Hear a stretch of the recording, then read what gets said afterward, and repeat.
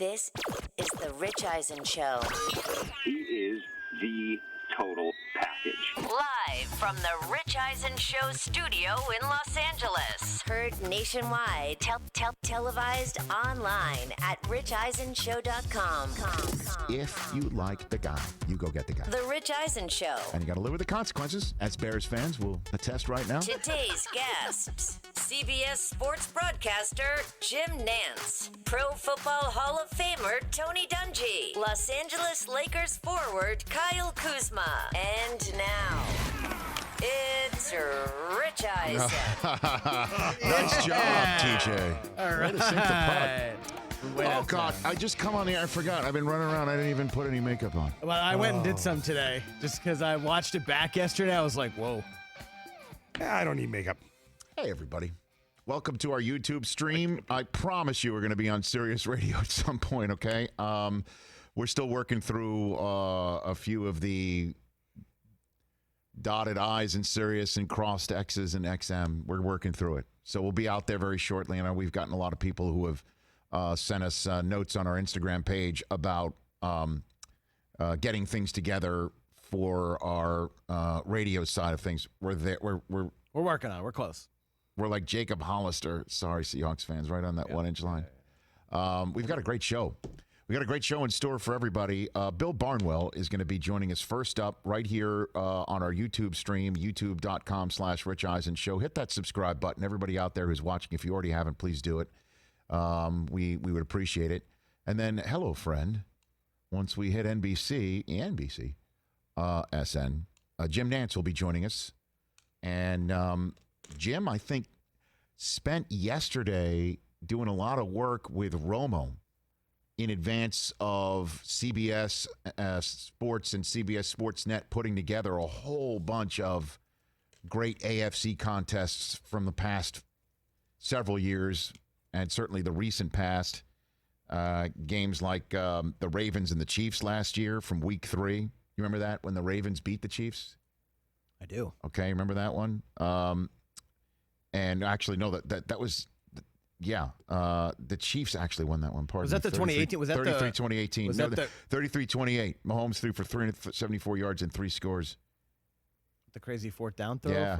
Well, that was when, if you remember, the Ravens started the year 2-0. Lamar threw for 19 million touchdowns. Right. They lost this one, then they went home. They lost to the Browns, which is, I think, another game that they're... Oh, yeah.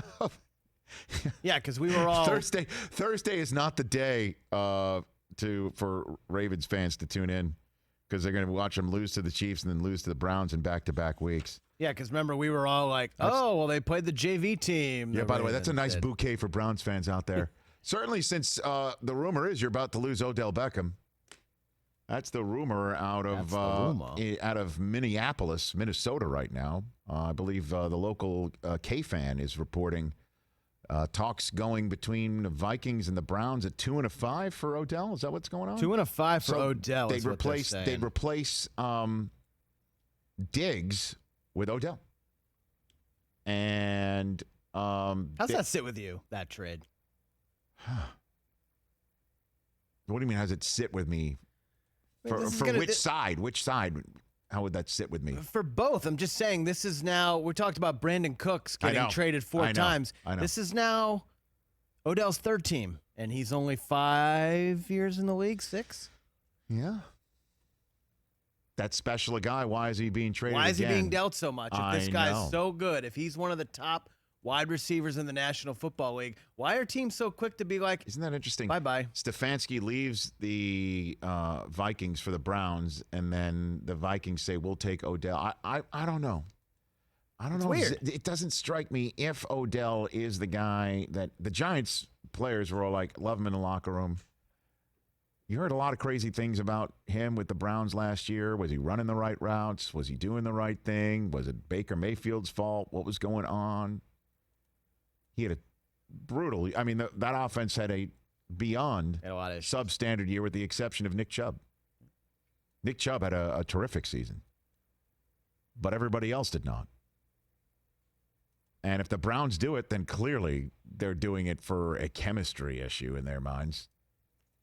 I mean, why would you trade away a talent like Odell Beckham? And if you're the Vikings, you trade away Stephon Diggs and you replace him with Odell Beckham. Also on the Browns, maybe you risk alienating one of his great friends in Jarvis Landry that you also have. We all make these assumptions about players being tight and friends and all of that stuff. We have no idea what's going on in the locker room. We really do not. But why run the risk? We really do not. I'm not going to sit here and say, oh, gosh, those guys are tight just because they went to the same school and they're so excited to have played together last year. And who knows, once they could have played together and been like, I'm sick of this guy. Let me get out of there. Yeah, maybe. Or they're like, yeah, I would never want to not play with them ever again. We have literally no idea. We were, I'll say it, I don't care. We were going back and forth last night, because I follow Funhouse on Twitter. He's tweeting out about Cowherd talking about when Durant was signing with the Warriors. Yeah, 2016. In advance of it, saying there was no chance of it. Why would Steph Curry take fewer shots? Klay Thompson's going to be number 3 on the team. How would he even handle that? There's no chance of that happening. And like 4 days before. At the very time, Steph Curry was basically saying, I'll take less shots. And Klay Thompson's like, I'll be the number 3 guy. As a matter of fact, I'll fly out to the Hamptons to tell you that. Yeah. Yeah, what did I write back to you? Serious, but again, so nobody knows. Nobody knows. We don't know. We do not know. And we could sit here and say Zimmer is a no-nonsense guy. So why would he want to have the guy whose boat photograph was the high point of the Giants' McAdoo era and the high point of his entire tenure with the Giants, with the exception of high pointing the ball against the Dallas Cowboys on Sunday Night Football? And was the high point of I guess they haven't even sniffed the playoffs since then. Or Odell is the guy that we've gotten to know in a way, is an affable fellow who seems to be a great guy who players love to play with. Or this may not even be happening. It's that time of the year. And now is the time you're going to start hearing this stuff, because the 2 and the 5 is something the Browns would love to cash in right here, right now. And that 2 could be used on a kid wide receiver who is dynamite, because we have seen 2nd and 3rd round wide receivers perform so well the last couple of years. And this year's wide receiver class is as deep as it has ever been. Honestly. 16 plus years. This is my 17th draft, I think. This wide receiver group is deep. Did you hear?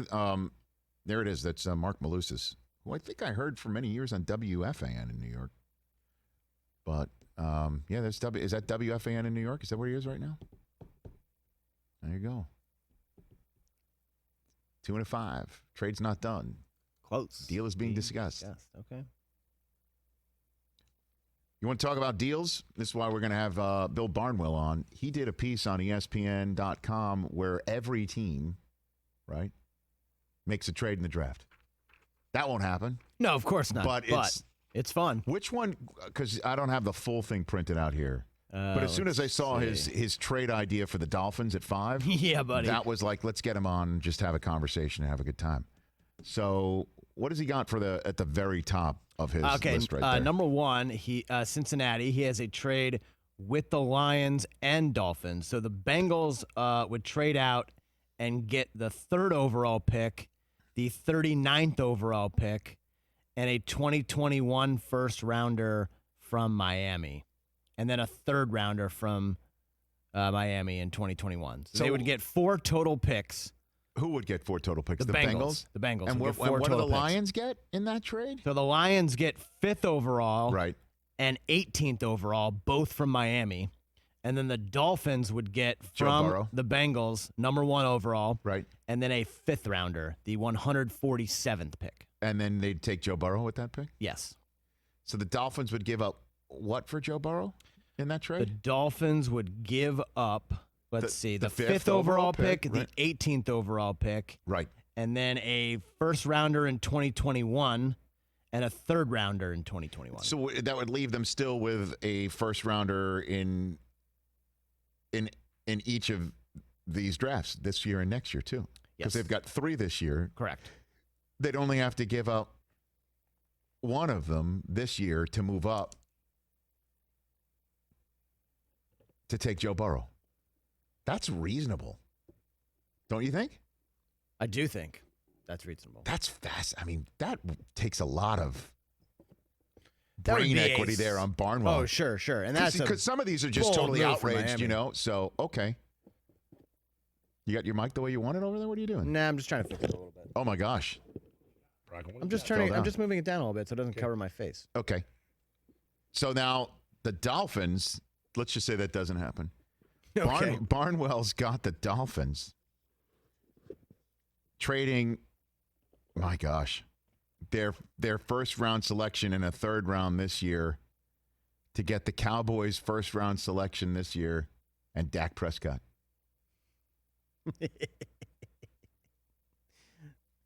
So maybe they're not taking Burrow. Could you imagine if that happens?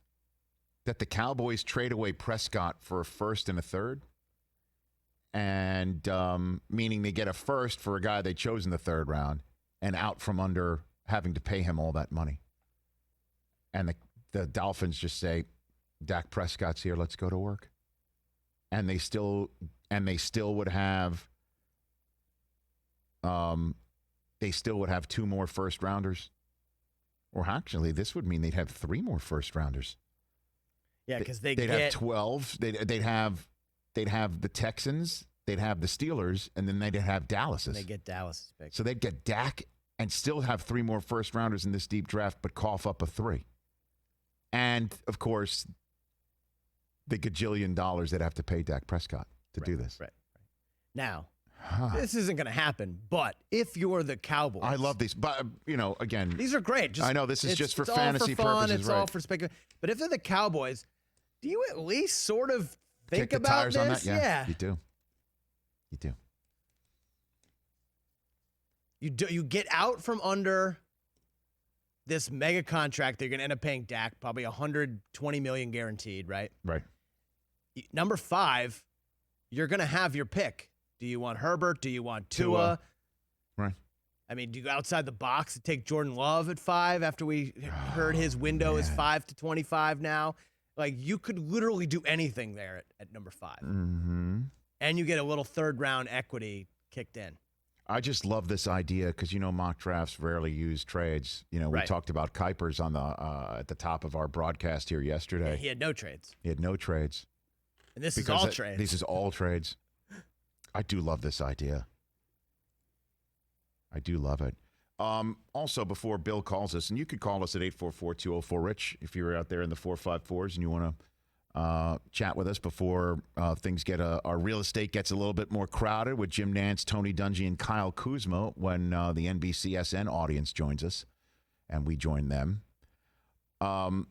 Did you see that Pete Thamel reporting that based on the fact that you put everything together, and if there is no college football this year, somehow, some way, if there is no college football, because professional football could do what Dr. Fauci, I think he said on a podcast that was quoted quite a bit in an ESPN article today, that you could, if you are professional sports, create your bubble world or the bubble city that Mark Cuban posited for the NBA, or baseball, which there was a report yesterday announcing that they are going to, with all 30 clubs and everybody who works for Major League Baseball and everybody who works for the teams, they will all take this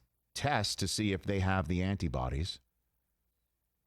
And thus, those people presumably have already had COVID-19 and gotten through it without knowing, or had it and now have the antibodies to fight it off, and thus, I guess, would be first ones into this bubble world. You can do that sort of stuff if you're a professional sports league. But if you're college football and you've got, a schedule where, as you know, Alabama's playing smaller schools that might not have the ability to test everybody in this manner. I mean, college football is just a different beast than the NFL, which could do what Major League Baseball is thinking of doing, and I'm sure the NFL could get their hands on those tests, right? And college football plans their schedule 10 years in advance. Right. Dr. Fauci, again, for those who may not know, said basically what we talked about with Windhorst. We've talked about it with Jeff Passan, the reporters who are reporting on their respective sports, basketball and baseball. And there really hasn't been much of a conversation about football. You take everybody, you sequester them. You put them in hotels. You put everybody that is driving them around, everybody that's taking care of them in hotels, everybody that's part of the staffs. They're fully under full surveillance, where you know they're not going out for a beer, sneaking out, right, breaking curfew, breaking this bubble, and bringing in something that would blow this whole concept up. And you sequester them. And basically, these players go from a hotel to the place where they're performing, which is what they would be doing for us, a television viewing audience with no fans. He thinks sports could come back this summer if you could create that sort of world. Yeah, so he was talking to Snapchat's Peter Hamby, part of a week-long series that Snapchat's doing. And his quote is, there's a way of doing this. Nobody comes to the stadium. Put the players in big hotels or wherever you want to play. Keep them well surveilled. Have them tested every single week. Make sure they don't wind up infecting each other or their family. Right. And let them play out the season. And that's, again, feasible professionally. I don't think college could do this. College campuses, too. I mean, you have to travel. Right? You can't put can you put the SEC in one place and have them play? Atlanta. And then I guess do telelearning or something like that. I guess it's possible to do that. So. Be interesting. But Pete Thamel of Yahoo reporting that because there could be such a loss of revenue, the way to make it back quickly. Guess what team school presidents and teams are thinking right now? I did see this. Oh, suddenly the idea of a college football playoff being expanded from 4 teams to some talking 16. Yeah. Oh, what a great idea that is. I like the 16. Who has been talking about at least 8? I've been mentioning 16. I like the 16. Well, 16, if you do 16 teams. If you do 16 teams, would you mind doing this so we could discuss it further at length with the NBC audience? Can you print out the final AP, please, from 16 last year? Yes, sir. Yeah. Or just the top 25. You got it. And I'm not just saying this because that might have put Michigan in the mix. I don't think Michigan would have made a 16-team playoff last year anyway. They'd have been on the bubble for it, but they lost too many times. And then the last game that they lost, they just got blown out by Ohio State. Pardon me, the Ohio State. You guys finished 18. Yeah, I know. So we would have been on the bubble for something like that. So you're 16. You want me to run them down real quick? Just print that out for me. Okay. Because Barnwell's going to be calling in about 2 minutes' time. Cool. He's calling us, yes, sir. So 16 versus 1, 2 versus 15. What are you saying over there, Mike? 1 and 2 get buys? Maybe. No. 1 versus 16. Play. You just play him. Okay. Let's go. The Just final. play it out. Let's play it out. I get it. Let's go. Let's go, Cinderella. I get it. Let's go. Let's see LSU. LSU would have just dismantled. By the way, 16, but you never know. Utah. So you would take take every major conference winner they would get in. They would automatic. So what is that? That's the Big 6, right? You got 6? Well, it's Power 5. Power 5. Yeah, it's Power 5. But who's the 6th anyway? That's on the outside of the so-called Power 5. Like Big West, so it's probably Boise or Utah. Right. Take them all. Take them all. If it's 16. Right? Is Conference USA let's go. The final rankings include their bowl results. So I'm going to do the last week of the season? Yeah. Okay. Yes, please. Then Michigan's in. Last week of the season? Yeah, so because you lost your bowl game. So heading into your bowl game, you were 14, you were ranked right? 14. 14. Yeah, but that might not automatically get you in. Well, you just said if you take the top 16 teams. You don't just take the top 16 teams.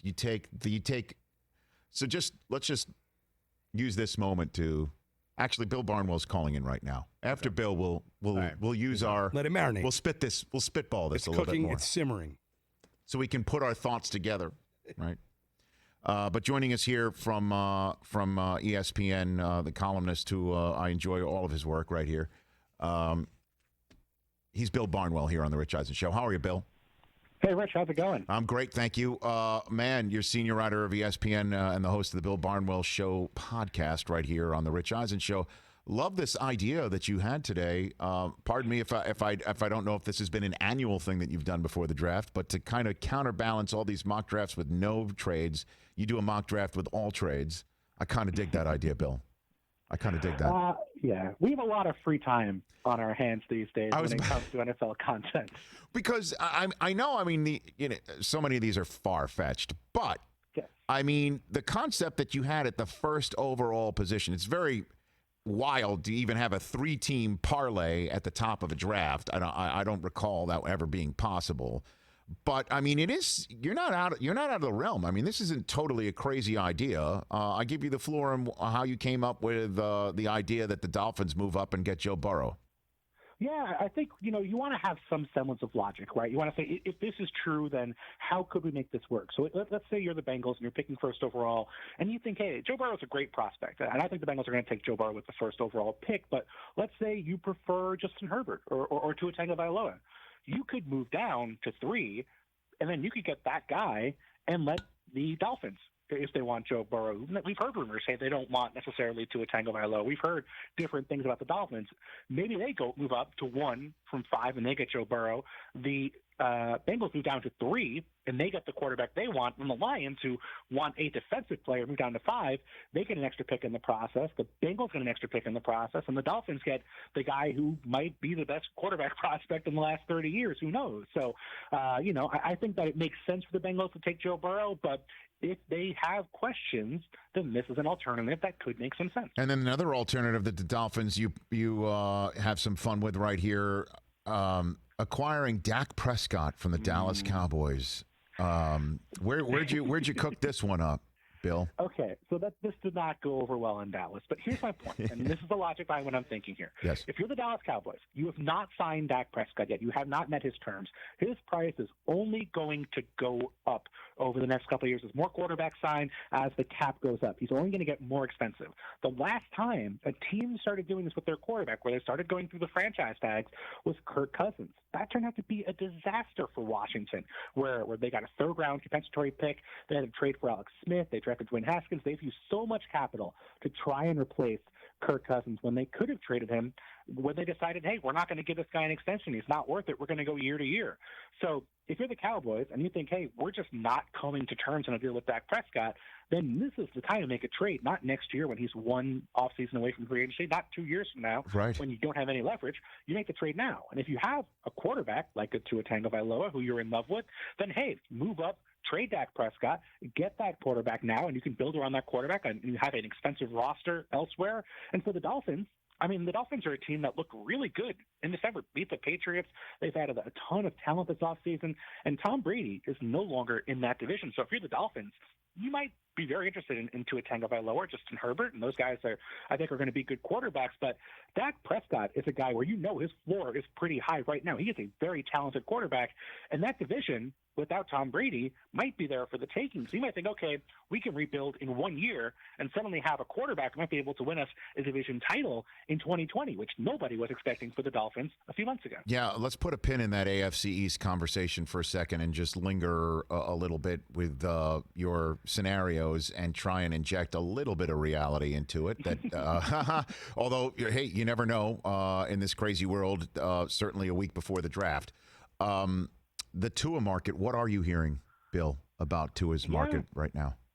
I think we're seeing a lot of teams who are willing to throw, smoke screens out there. We're seeing teams who, are interested at the right price. But I think it's so difficult because teams don't have the medical information they would typically feel comfortable with when it comes to these prospects. We're seeing the same thing with Jadeveon Clowney, right, in free agency, where you're not going to give a guy $40 or $50 million guaranteed when you don't know if he's totally healthy. With Tua, I mean, the pro day looked good, but we've seen a million pro days before. Pro days are so different from actual game action. And if you're a GM and you draft Tua with the 3rd pick or the 5th pick or the 6th pick, and he's not healthy, you're going to get fired. And I think you're seeing teams who, the moment of truth might be on draft day, when you have to actually sit there with your owner and with your head coach in that, on a Zoom call and say, hey, are we willing to risk our jobs to go after Tua Tagovailoa, who I think is an incredibly talented player, but who we just don't know how healthy he is. Well, you saw, Bill, on your own,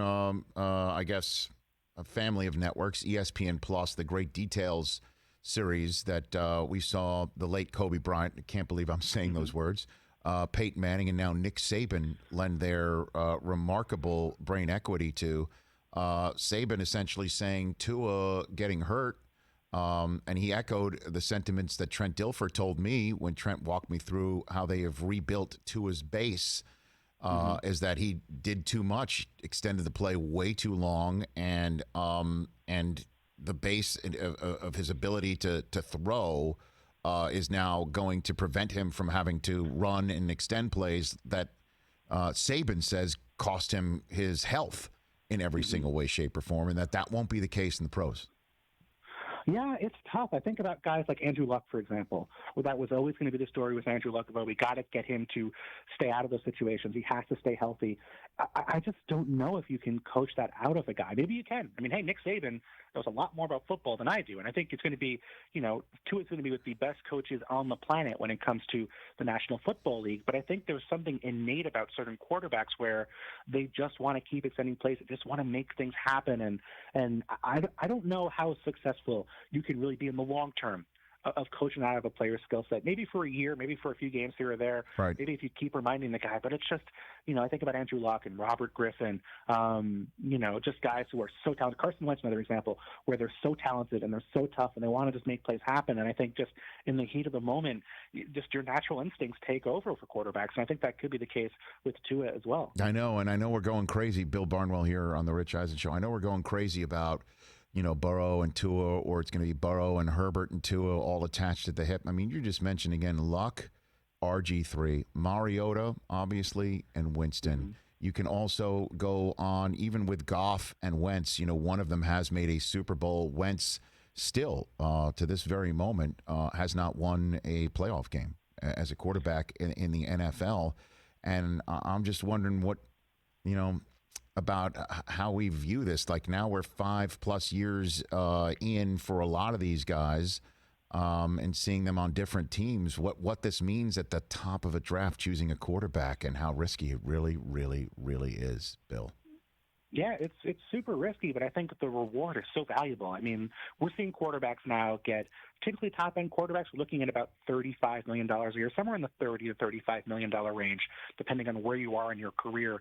So the opportunity to get someone like a Carson Wentz for 4 years at $7 million a year, it's just so valuable. It lets you do so much else with your football team. And if you are in the opposite situation, if you're someone like the Seahawks, Russell Wilson, where he was so cheap and they were able to add so much talent to that roster, once he got expensive, it really made it more difficult for them to compete for a couple of years. They kind of had to, adjust to that new sort of economic paradigm. So, I just think that even if the hit rate is 50-50, maybe that's fair to say. I don't know. What do you think? What do you think the hit rate is for those first round? I don't know, Bill. I mean, it's just, the hit rate in terms at the top of the draft, right? I mean, You want to talk Mahomes where he was taken, Watson where he was taken, Lamar Jackson where he was taken, Jimmy G where he was taken. I mean, at the top of the draft, a top 5 drafted quarterback.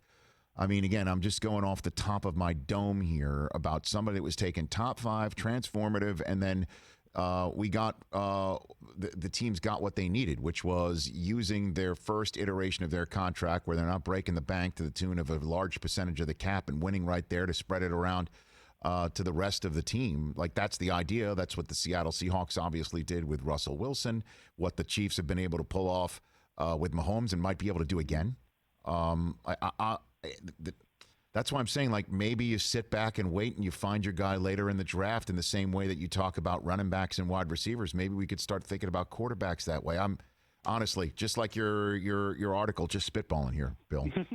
Yeah, I mean, it's totally plausible. Look at that draft from a couple of years ago where, Sam Darnold came off the board third. We still don't know what's happening with Sam Darnold because obviously, they haven't been able to surround him with enough talent. Lamar Jackson was, 32? I think he was either 31 or 32. He was the last pick of the draft. Yeah, the last pick of the first round. First round, yeah. In Dallas. And that turned out okay for the Ravens. He's going to do pretty good. Sure did.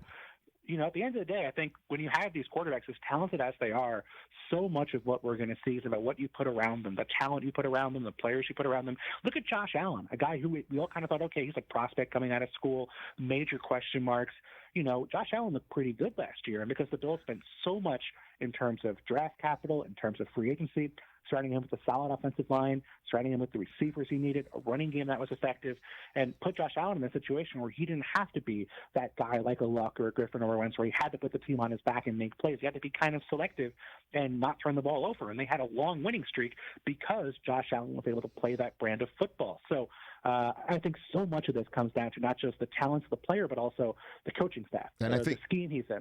Yeah, I think, and to put a button on this whole part of our conversation, Bill, you touched upon at the beginning here about an interesting concept that I don't think we've seen, which is the rest of the AFC East seeing a window of opportunity to push a button now and win now and take advantage of the now with Brady out of the division. You're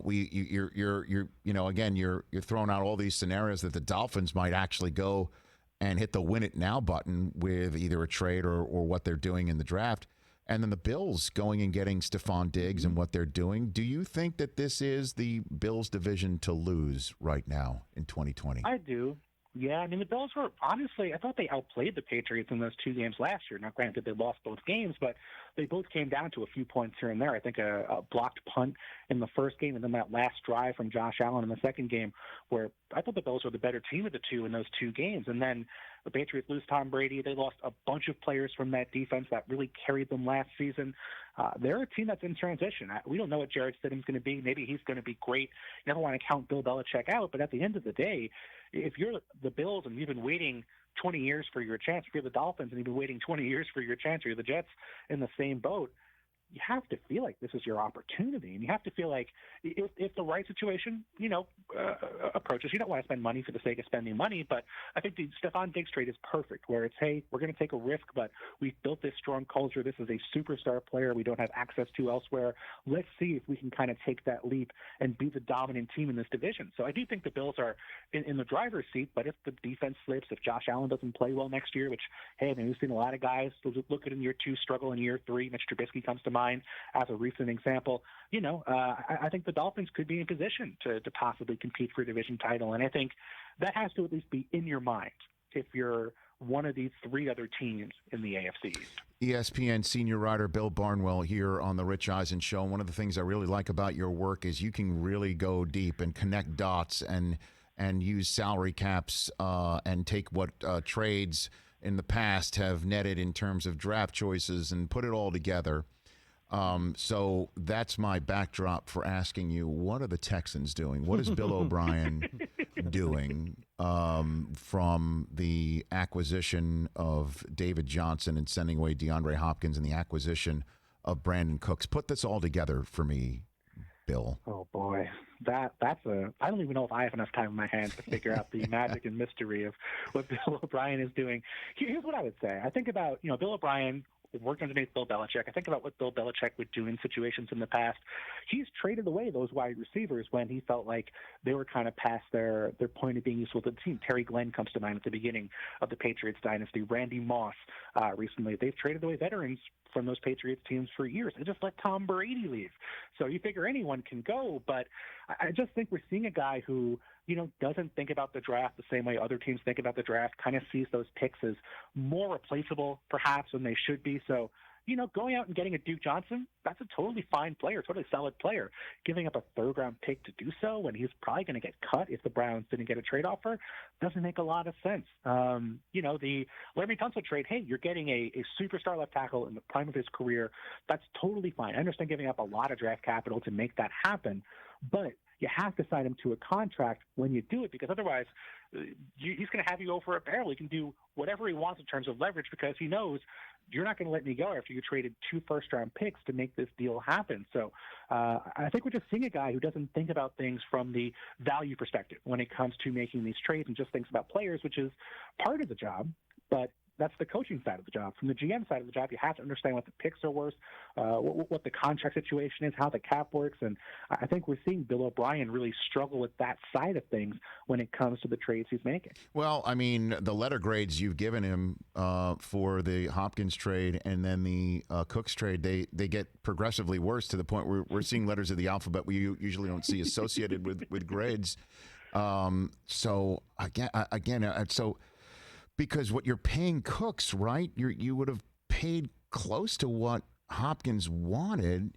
And you keep a guy there that the team and the city already wants to stay and can go after Andre Johnson's team records if he keeps going there, right? And then I guess you say I took Carlos Hyde from the Chiefs and he's a 1,000-yard rusher, and my system can do that for David Johnson. It's really just. I'm scratching my head right now, Bill. You're not seeing it, but I'll just describe to you. I'm literally scratching my head. That said, though, we were wondering what the hell's he doing trading away Clowney like that, and then doing what he did with Tunsil. Guy had a several touchdown lead on the road against the eventual Super Bowl champs. We all know what happened, but that's why I'm trying to say. Like, is there a possibility he does have a method here, and his madness will actually work? Bill? Of course. I mean, these are talented players. Brandon Cooks is a good football player. Larry Tunsil's an excellent left tackle. I don't think the issue here is necessarily, the players in a vacuum, but it's just, you have to win a Super Bowl to make this work, right? Look at the Rams. The Rams traded a ton of their draft picks away. They built around a core of 9 or 10 guys, and they made it to the Super Bowl. They came within a touchdown of winning that Super Bowl. They made that one tip pass away from winning the Super Bowl. And if they win, all the stuff we've seen this offseason about how they failed, how the Gurley contract, the Cooks contract haven't worked, doesn't matter because they have a Super Bowl in their building, and that's all that you care about at the end of the day. So that's a really high bar. And granted, like you said, they were up 20 points, I think, on the Chiefs in the divisional round. They were also trailing to the Bills in the wild card round. This is a team that I think you look at the numbers for the Texans, you would figure even before these trades they were likely to decline next year. There were some things about their performance, especially in close games, that makes you think they're going to struggle in 2020. And if that happens, the guy who comes to mind for me is Chip Kelly, right? A guy who, had his team in the playoffs, looked like he really had, he was sort of the next modern great coach. He gets that GM power, makes some moves we kind of have questions about. Adds a bunch of running backs, trades for Sam Bradford, signs Byron Maxwell to a huge contract. When it doesn't work out, the Eagles said, hey, you're not a good GM, you're a coach. And they fired him from both jobs. Ended up being downhill from there for Chip Kelly. So I don't want Bill O'Brien to get fired. I think he's done a good enough job as a coach to deserve plenty of time as the coach there in Houston. But if this does kind of fail, you have to figure it's going to fail pretty spectacularly, and it's going to be quite disappointing, and it could lead to some dramatic changes for the Texans. Now, we obviously have to see, but I think, it's going to be so much on Deshaun Watson and those new receivers to gel together in a very difficult and very uncommon offseason. It could be a situation where it does take them some time to gel, and then at that point, the Texans could already be, kind of trying to catch up. Before I let you go, Bill Barnwell, this conversation was all born out of your 32 picks, 32 trades article on ESPN.com today, where you're just throwing a bunch of trades out there that may or may not happen, most likely not. And the conversation in the NFL world, because of a report coming out of New York City, that Odell might be on the move again to Minnesota for a 2 and a 5. I'm wondering what you think of, if you want to grade that possible deal between the Browns and the Vikings, if this does in fact happen in this manner, Bill. It'd be interesting. I would kind of be in the middle for both of them. I think in the C-plus range for both of them, because I could see the Vikings adding him, but if you just traded Stephon Diggs, you're in a draft that has a ton of wide receiver talent. Why are you going to go out and get Odell at this point when he's making $14 million a year and you want to be a team that runs the football? I can't imagine Odell is going to be thrilled with that offense. And then from the Browns side, you just traded for Odell Beckham, and granted, you've changed your GM, you've changed your head coach. You might have some different feelings here, but this is a Browns team that needs to figure out what they have with Baker Mayfield. You can't wait any longer. You have to see what you have in year 3. And Jarvis Landry had hip surgery. He's already out for pretty much the entirety of the offseason. He's a question mark for week 1. So even given that this is a great draft for wide receivers, I just don't see why you would sell low on Odell Beckham and possibly head into week 1 of not a must-win, but a must-improve season for Baker Mayfield with 2 rookie wide receivers or, a couple backups at wide receiver just doesn't seem like it makes sense for them at the time. But, hey, the Giants said we didn't sign Odell Beckham to trade him, and then 5 months later they sure traded him. did. So anything is possible in the NFL. Bill, thanks for the time. Really appreciate it. Everybody check out Bill's podcast and, of course, all of his great work on ESPN and ESPN.com. Appreciate the time, Bill. Appreciate it. It's an honor, Mr. Eisen. Anytime. Oh, please. Right back at you, Bill. It's Bill Barnwell here on the show. Called me Mr. Eisen. I know. I don't know what to say. Maybe you must have seen me in that collage with Madonna. Or it's the cardigan. You have one on, too. It's Cardigan Wednesday, baby. You didn't get the memo. We said we were doing Hold on, hold on. it. Just sit tight. Sit We tight. said we were doing Sit it. tight. Oh. Sit tight. This is my cardigan. All right, speaking of the Browns, Rich, Yes. debuted some new uniforms today. Okay. A lot of teams doing this, going with some new unis, but they look pretty sharp. They got a couple different versions here. They got an all-white, got a brown top, white bottom, white top, brown bottom, Don't and look then the any different. all-brown Yeah, I color was just going to rush. say, what's different there? I think the helmet is a little different. What with is the- it? With the It's- stripe. Oh, is it? With the stripe? The stripe is a white with brown on either side. Okay. I think that's a little Very different. good. New Browns Okay. uniform. Look what happens. You unlock a case of Bud Light one year. Next year, you got new. 2 years later, you got new uniforms. They give that guy that. By the way, again, Nantz is coming on. That's just a wet kiss to the diehard Browns friend. Like the making of the Browns has been out there, right? Oh my gosh, people the are Brown going crazy on, watching the that. Right? Browns on YouTube stuff goes Right. crazy. So the Browns beating the Ravens week 4 last year, destroying them. That's one of the games that, that they're is replaying. one of the most kind of like unanswerable things What happened? from last I know. season. Like, Any how given did Sunday? that happen? Any given Sunday, right? Told you it's the Bills' division to lose. I don't think I'm way off. And that's No, the and sort I of did stuff, check the odds yesterday. You're right; they're the favorite That's the in that's the AFC East. and Bill's going to bang that drum slowly and often Yeah, they're the favorite now. up there in New England. Still got to go do it. Still got to win the games. And New England gets a quarterback. All bets are off. Wow. They got 12. The Pats have 12 picks. Oh, now. This is insane. crow. Bill Oh, is well, insane. good. This is insane. This But is that what he does. first round, the 23, is going to become a second rounder and probably like another fourth. I bet. Those third rounders are very valuable this year, man. I'm telling you. Look at all those 6s and 7s. I mean, he's out of his mind. How does he? It's like Look insane. at all of them. They have 4 compensatory He's picks. insane. Trade, By the way- Don thinks you trade the 1 and the 3 threes to move up this year, and then rip the knob off for next year and go get who? Tua, Herbert, if you like them. I don't think. I think Bills 1 and 3 threes could get you where? Does that get you to plus a 1 from next year can get you Gets wherever you you to want what? to go. I'll get you anywhere you want. gets you to 1? No, I don't Close. think so. Gets you to 3? 3. Maybe. I don't know.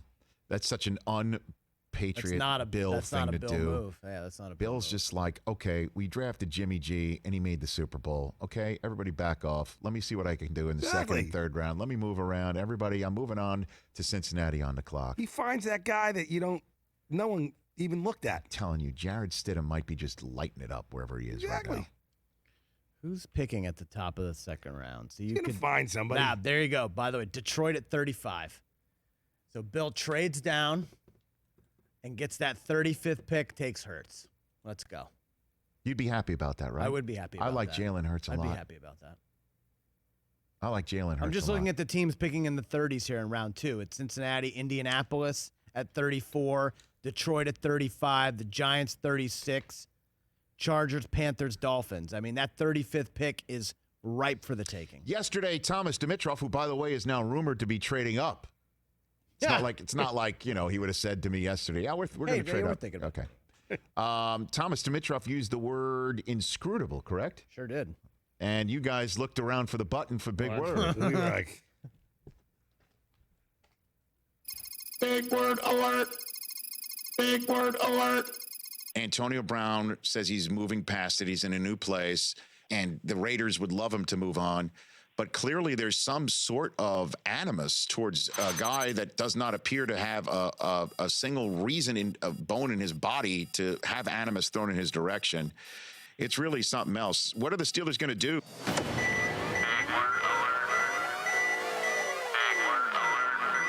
Big word.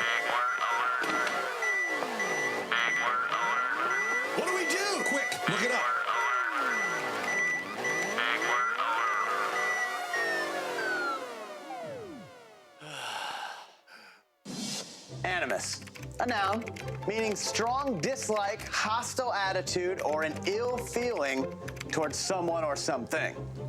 Animus. After Michigan got their butts kicked again by Ohio State, Rich had animus for all Buckeye fans. Nice. Big word alert. Big word alert. So let me turn this one to Great you job. then. Who, Frank Caliendo, out of your oeuvre of yes, of I like to think of it as the Louvre. of your voices, who would be the biggest Game of Thrones fan? I don't know the word. Do you know the word?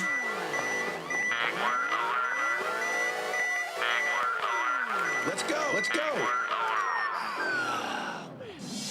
Oeuvre, a noun, the works of a painter, composer, or author regarded collectively. Oeuvre. My oeuvre as a DJ and an audio executive is unmatched. Really? Yeah. And that's it for today's Big Word Alerts. You're welcome. For more of the Rich Eisen Hey, Show, everybody. tune to Sorry, Rich. How do I look? Do I look less Oh, shiny you put to a you? little. He just ran back. Yep. Nice. That's what I did. So let's just, if I had to add 3 more conferences to the Power 5, which ones would you add? Somebody did text us all, put it in the chat, in the wormhole, all the conference So champions. which would the wormhole say? So the conference champions were LSU, Ohio State, Clemson, Oklahoma, Oregon, and then of the other conferences, Memphis, Boise State, App State, FAU, and Miami of Ohio.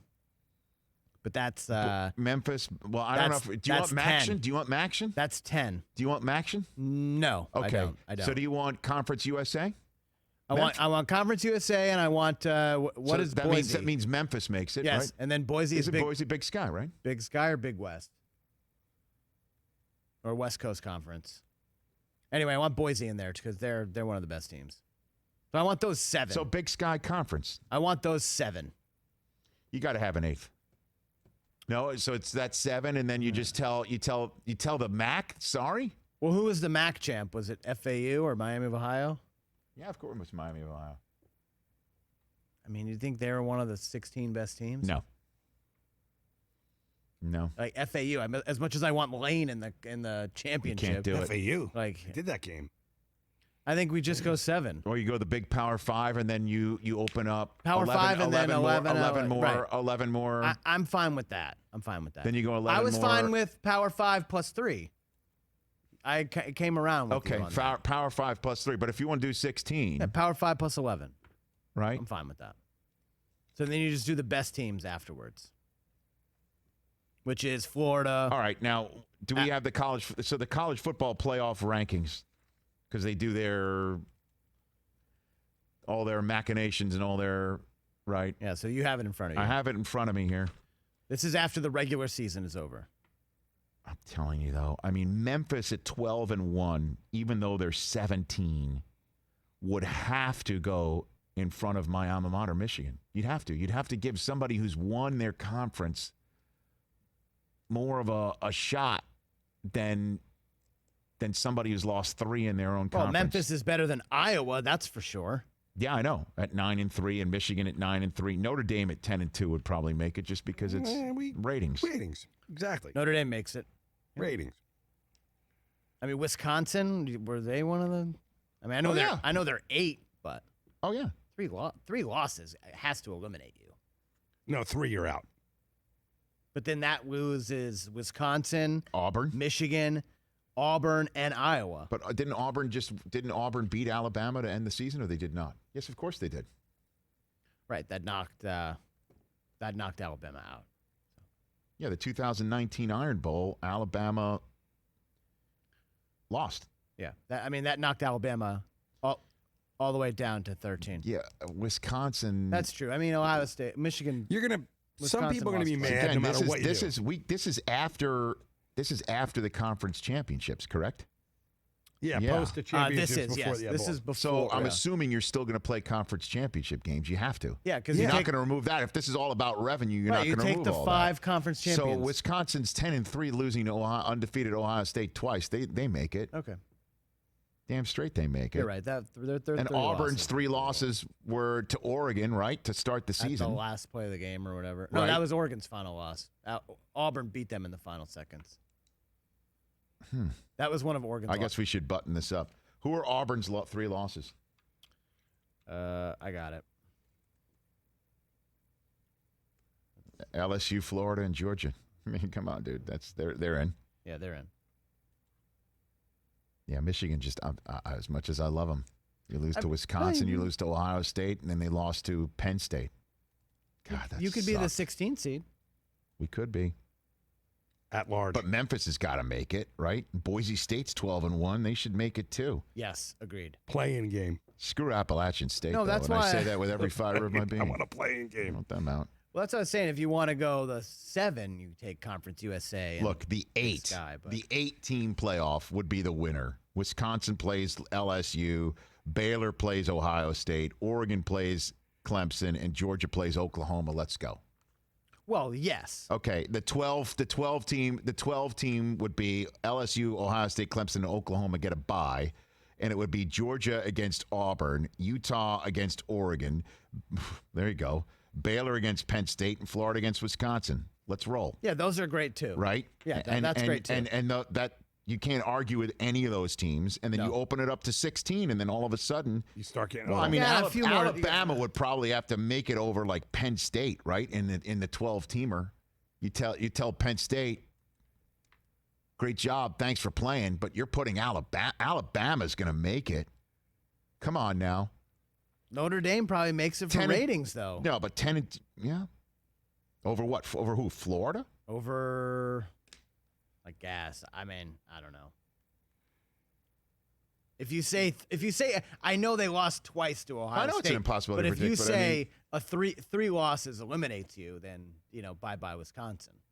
But this is just food for thought. Like I'm just saying this whole concept of, and this is 16 too many. and this is going to be my point when we come 16 on the is air a on little- NBC might be later too on. many. This will be my point, and I'll make it here. This just proves the regular season matters. Oh yeah.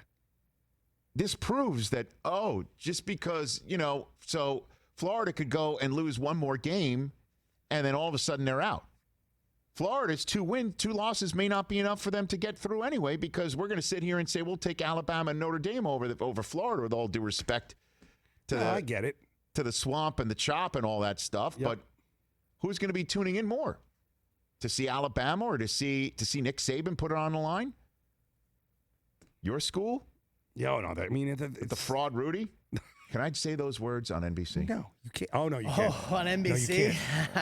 No, you can't. Yeah, I didn't think that was in the small print at the bottom. Is that, is Mike that- Tirico will be very mad. yeah, that was in the. Yeah, you cannot say anything. Yeah, I didn't see that one. You have to wear a golden dome. I don't know. next I week. just get so fired up when it comes to it. That's right. Yeah, I mean, Florida's losses were to LSU and Georgia. Why the hell aren't they in? Of course they're in. No, they're in. the Florida's 16's too many though. I'm with you. 16's a lot. I liked it. Now, 16's a see, lot. I now mean, you start getting No, mishmash. you it would start be, that. You it would start be that. awesome. I know, but it's also a professional football schedule. Right, exactly. No, I know. These Yeah. are 13 games. You play 3 more. That's 16. Suddenly, Yeah. Right. Whatever happened to 12-0 is the champion. Not anymore. Those days bro. are Yeah, long those are gone. gone. Well, I mean, LSU's 15-0. They won it all. Well, 15. just think when we were kids, it was like 11. 11 was a lot of was games. a lot of games. Yeah, because they ended like literally at Thanksgiving. So. Yeah. Yeah, I mean, I'm down. Alabama's losses were to LSU and Auburn. Yeah, I mean, I'm down. It'll Which be is- awesome, but Which is I mean, LSU was clearly the best team last year. I still think even if we do an 8-team or 16, LSU comes out of last year. I think let me see this. they were unstoppable. Just get this all straightened out. I'm loving this conversation. I'm having a good time here. Well, Penn yeah. State's schedule this past year, their losses were to Minnesota and Ohio State, Oh, right. and they barely and they hung on for dear life against Michigan Penn State. I'm sorry, man. Penn State could They're be, out. I mean, Alabama but replaces they're 10. them. They're 10, though. So what? Yeah. But if you're going 16, bouncing the 10 seed is Yeah, I know. That top 10's kind of sacred, Rich. I'm with you on that, Brockman. But who do you put in? Do you Michigan's put in out. Memphis is in. Memphis, right? Boise State. 16 teams or be. That's true.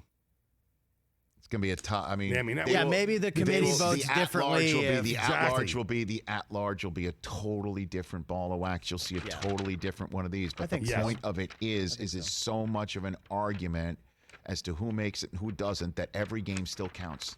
All right, I came up with my point, and you guys will hear it in a much more fine-tuned way on NBC coming up in about 90 seconds. When we take a break, we'll come back, and we'll bring the cardigan to the people. Cardigans. And I got a great poll today. You do? I got a great poll today. Okay. I don't even know I it. got a great poll. I like it. I like it a lot. Actually, I'm going to put it out right now ahead of time. Okay. So that was fun with Bill Barnwell. Jim Nantz is going to be on. We'll say hello to our friend Jim Nantz. We'll talk to Jim about it. We will talk to Jim about what? I talked about it. Oh, talk to Jim? Jim, That's long ago, man. He's got Romo now. It's true. Tony Dungy from Football Night in America. And he's got boots on the ground there in Tampa Bay.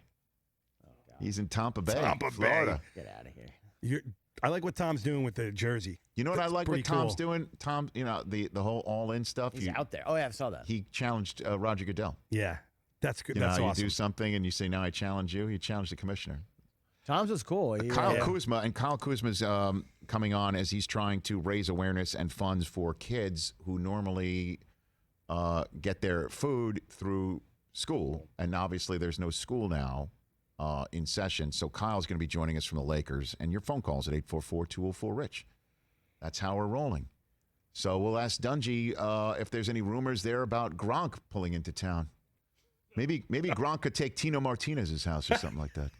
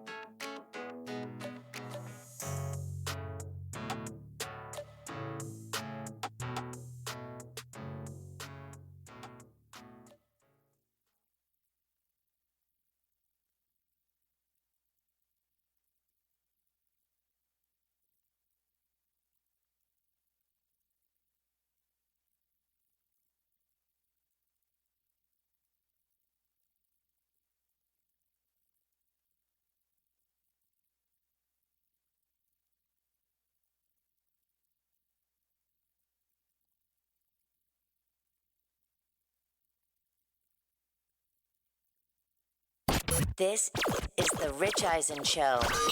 He is the total package. Live from the Rich Eisen Show studio in Los Angeles. Heard nationwide. Televised online at richeisenshow.com. If you like the guy, you go get the guy. The Rich Eisen Show. And you got to live with the consequences, as Bears fans will attest right now. Today's guests, CBS sports broadcaster Jim Nantz, Pro Football Hall of Famer Tony Dungy, Los Angeles Lakers forward Kyle Kuzma, and now, it's Rich Eisen. Well, hey, everybody. Welcome to this edition of the Rich Eisen Show. 8 days before the NFL draft goes down in 2020. I am pleased to be sitting right here in my Los Angeles studio. Thank goodness, knock on wood if you're with me.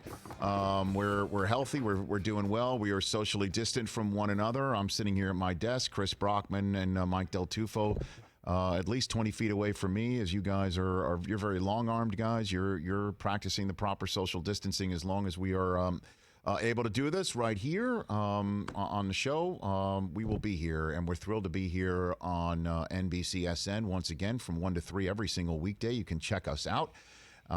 We've got a great guest list today, which look, there's 2 reasons why I'm particularly excited. Great guest list. Jim Nantz is going to be first up, joining us in about 20 minutes' time. One of the greatest storytellers that this medium has ever put forth. Our good friend, we say hello to our good friend Jim Nantz in about 20 minutes' time. And then the top of our final hour here on the Rich Eisen Show, Tony Dungy of NBC Sports, Football Night in America. He's got boots on the ground in Tampa Bay, Florida. Oh, gosh. I mean... But do you have to pay Tom Brady for that? No, Yeah. No, we're Michigan guys. We just able to do you that. can use it. Gave you okay. And then we'll talk a little hoops. Kyle Kuzma is going to be joining us. Kyle of your Los Angeles Lakers, best record in the West when the season was suspended.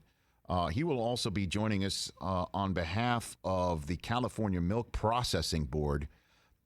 He's taken part of a PSA to get the word out that even though schools are closed here in the state of California, free school meals and milk are still available to children throughout this state due to emergency COVID-19 school closures. As we all know, across the country, so many kids that normally depend on their meals through schools are trying to find other methods. And Kyle is going to just talk about the state of California, and we'll try and raise awareness for the country as a whole on that front. And we'll talk some NBA with Kyle Kuzma. That's one of the reasons why I'm excited to be on the show. Number 2 is I'm wearing a cardigan today, and I'm very excited about that. Bringing a cardigan to NBC. We looked it up. We researched it. Chris, you're wearing a cardigan today as well. Cardigan Wednesday. It's Cardigan Wednesday. Mike Del Tufo, you must have missed that memo. Yeah, maybe it's only because you only wear clothes that's given to you for free. Yeah, I'm a free guy. Branded I like swag. clothes that you wear for free. Send I don't me know if anything. you've got a free cardigan. At any rate, we researched this, Chris. We are the first people to wear a cardigan on an NBC product, NBC network of any sort. From locally here in Bel Air, there he is, Carlton. That's the last individual. We've checked it out. We might be incorrect in that, but Are we going to dance the Carlton in the breaks? so yeah. there we go. Love it. I'm not from down. Bel Air. I'm down. I do believe I am fresh. Did your aunt and uncle send you out here for some reason? What happened? Okay. Nope. Just Came checking. of my own volition. Good Well, for you. ESPN kind of sent me out here. So my About DJ 17 Mikey, years ago. am I DJ Mikey Fresh then?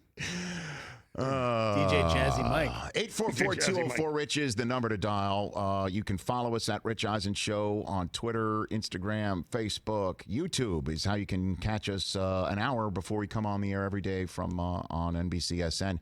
1 to 3 Eastern every single day. YouTube.com/Rich Eisen Show is not only the way that you can stream us internationally every single day, but go down a video wormhole. We've got so much for you to check out every single day. When we're done, the full 3-hour show goes up there. The full interviews of Jim Nantz, Tony Dungy, Kyle Kuzma will be up there, and then some fun bonuses as well as just a more bite-sizable format of our interviews will go up there. 'Tis the season. 'Tis the season, 8 days before the National Football League annual selection event show. That's the draft. Okay. 8 days before the draft, and man, It's popping, dude. Lips are loose. Lips are loose. There's a lot of this. Lot of this. And the question is how much of this means anything? How much of this means anything? Hottest rumor of the day: Odell Beckham potentially on the move from Cleveland to Minnesota. This report coming out of New York City. Even some details dressed on it. 2 and a 5. 2 and a 5. Going to the Vikings, who, as we all know, shipped Stephon Diggs to Buffalo, and in exchange they have a 1. So they take a 2 in their 5. They got an extra 1 in their pocket. They'll take a 2 and a 5, flip it to Cleveland, who could definitely use that 2 on another young receiver. And maybe start from scratch there. Jarvis Landry having a hip injury. His readiness for training camp, should there be one, knock on wood if you're with me, is in doubt. Would the Browns really just do that, strip it right down for the now 25-year-old Baker Mayfield? And Kevin Stefanski is new there, and so he leaves Minnesota but then sends Odell there. Is it a mix with Zimmer? Is it a mix with Kirk Cousins? I mean, if there was a mutiny in the first month of last season with Stephon Diggs, what would happen with Odell Beckham, who, by the way, was lionized in that Giants locker room by virtually all of his teammates.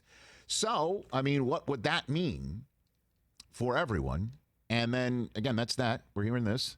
Mary Kay Cabot, who covers the Browns locally there for Cleveland.com. I was just reading this. She reached out to her a high-placed source in the Browns organization, got a one-word answer back.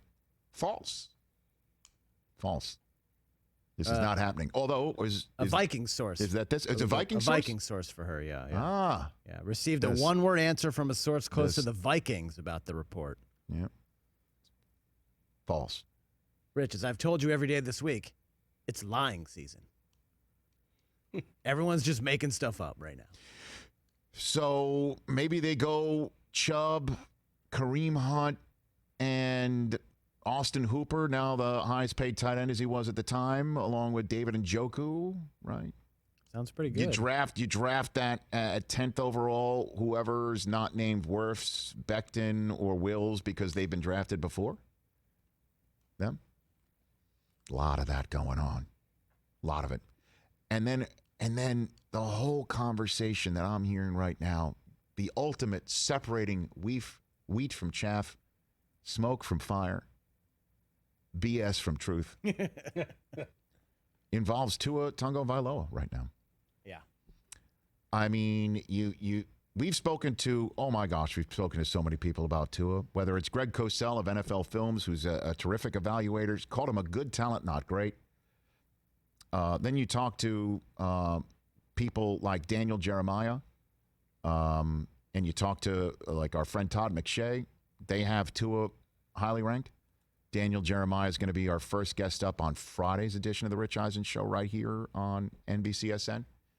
And Trent Dilfer obviously has some skin in this game. He's his throwing coach, but he was also his Elite 11 coach back in the day. He told us, we had Trent Dilfer on the day after Tua beat Georgia. Way back. Okay, when he came in at halftime of that national championship game, Jalen Hurts, take a seat. Tua, you get out there. We had him on the day after on the show. So this is way before he was his throwing coach. Said he was a unicorn and one of the best quarterback prospects he's ever seen. Now, as we all know, Tua, when he starting for Alabama, had issues staying in the lineup. And on that front, Nick Saban went on ESPN Plus details, and you could say, all right, he's his coach, he's talking him up. It was doing too much, the dreaded doing too much, extending plays way too long. That's when his ankle would turn. That's obviously, as we saw against Mississippi State, when his hip exploded under the weight of a pursuer. So Trent Dilfer says they have worked on his base, for the lower half of the body, the we being him and Ken Wisenhunt, former Super Bowl winning offensive coordinator for the Pittsburgh Steelers and also former head coach of the Arizona Cardinals the year that they went to the Super Bowl, which you saw on NBC with Al and John Madden's last Super Bowl that he called. Remember that one in Tampa Bay. Speaking of full circle, right there. Wisenhunt and Dilfer working on his base. He looked pretty damn spry. That the base is going to prevent him from getting hurt because he's going to have a much better way about him. I said this after Tua broke his hip. Right here on the Rich Eisen Show. For those new to this show, because you're seeing us for the first time on NBCSN, where you've been. You've only been here 5.5 years. But be that as it may, I do a segment every football midweek called 4 Downs. I give you 3 takes. My 4th opinion is the hottest take possible that I truly believe in, because I'm not just going to throw stuff out here just so you can click on it and then not be held responsible for being wrong. I love being right. We all do. Yeah. I said after Tua's hip got seemingly destroyed, and we all thought of Bo Jackson. Of course we did. But apparently, the blood flow never got to be as bad as it did apparently for Bo, and surgery is much more advanced now, and so is medicine, et cetera, so on and so forth. I said at the time Tua was still going to be a top 5 pick in the draft, and I'm sticking with it. I'm not believing all of this stuff. I believe the Dolphins are knocking heavily on the Lions' door. And again, this is just my 2 cents here. I think the Dolphins are knocking heavily on the Lions' door, and the Lions have seen the Dolphins tank their head off despite Ryan Fitzpatrick's best efforts and Brian Flores telling everybody, let's cut the crap with this tank talk. I'm sick of it. Let's start winning games like knocking the Patriots out of a bye week spot. That happened. Okay.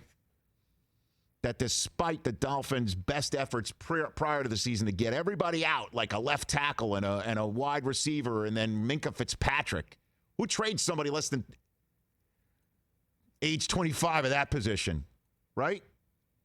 Lions are seeing all those first rounders, and they're asking for everything. They probably even want a stake in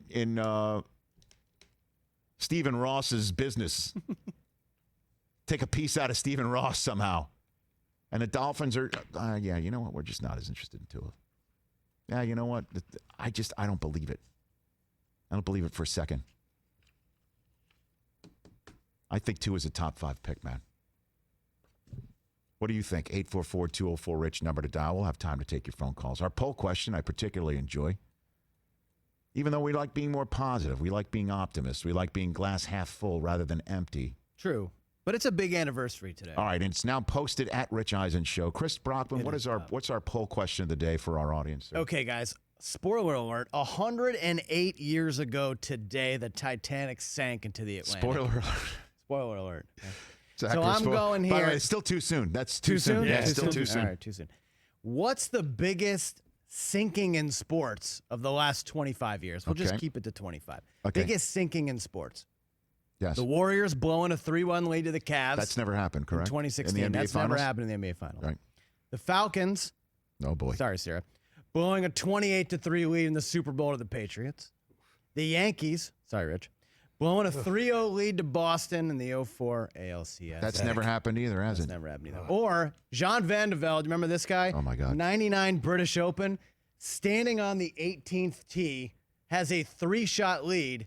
He does not win the British Open. I mean, he could have used the heel of his shoe. Kick it. And just kicked it down. Yeah. Just like I'm not using anything called a golf club. I don't know if the Royal and Ancient would have been aghast. Yeah. Or if that's legal, but he could have literally used the bottom of his shoe. Like he could have putted down and won the jug. And won the jug. And had it. Did not win.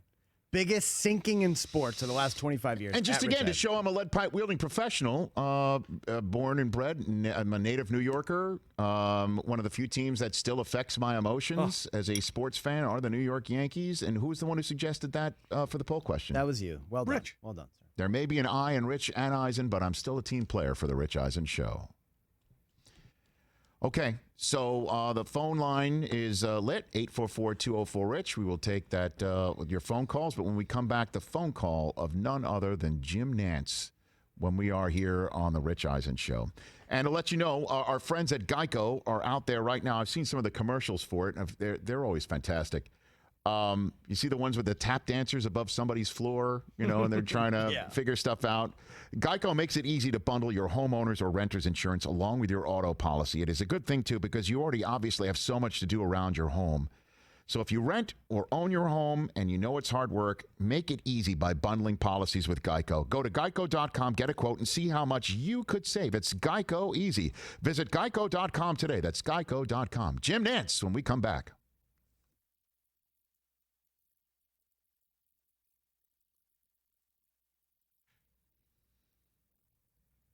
Okay, very good. I know. By the way, I hid that Carlton photograph from you, Chris. I did not know that was coming. That was I did, in fact, because again, I prepare. I'm a pro. Because we were talking about this yesterday. I'm a pro. I looked up last night at one point. Famous TV cardigans. Oh, that's what you Googled? What was that list? Mr. Rogers. Okay. Fred Rogers comes up first. He's kind of got the cardigan around his shoulders. Works. But should we do that tomorrow? No. You say you have a cardigan though, Mike? You really do? Yeah, I got sweaters my mother sent me that never have ever. I'm not a sweater guy. You need to bring it in and leave it here. By the way, I have sweaters. By the way, that was one of the most moving books I've ever read. Sweaters my mother gave me is a really moving book. It's my follow-up to Sounds Good. I think there was this. That is just forgot. That's what you said. That's what you said. Your memoir is going to be called Sound Good. I thought it's like watch. No, actually, I changed the name. No, it sounds good. No, man. It sounds good. 3 words. I'm like Steven Seagal. Your memoir, Mike, is my bad. No. My bad. My good. My good. My good. My bad. I'm changing it. How many times did you say that in NFL Network? Oh. My the bad. problem My was, bad. I'm working with again. I like these guys, but they you guys all make fun of me. So, and I fight back as the baby in the family. So as soon as I get like any nudge towards me, I always got to like fight back. And then whenever I get accused of anything, I'm sorry. I'd like to use this moment right here. Does Jim call us or do we call Jim? What is that? What is on our note? Do we have that? Standing by. Jim Nantz is calling us. He's calling us. Okay, our friend is calling us. Very We'd good. have a Masters winner. Imagine. What? We'd have a Masters winner right now. Who?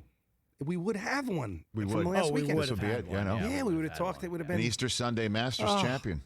So, dang. Well, we're still gonna have the Masters at some. I think they're talking about how they're going to produce. The production's going to be done. November. They're using. It's interesting how they're going to do it. What do you in mean? The middle of football season, because all the CBS people that do the Masters are in that heat. Of course. Of football. Nantz said he would do the Masters instead of NFL that weekend. Oh, he's gotta. Yeah. With all due respect. I understand, but we're talking about week 10. I don't know, but if Fox has the doubleheader that weekend, that's what they'll do. Jim, as you know, Jim doesn't call games every Sunday.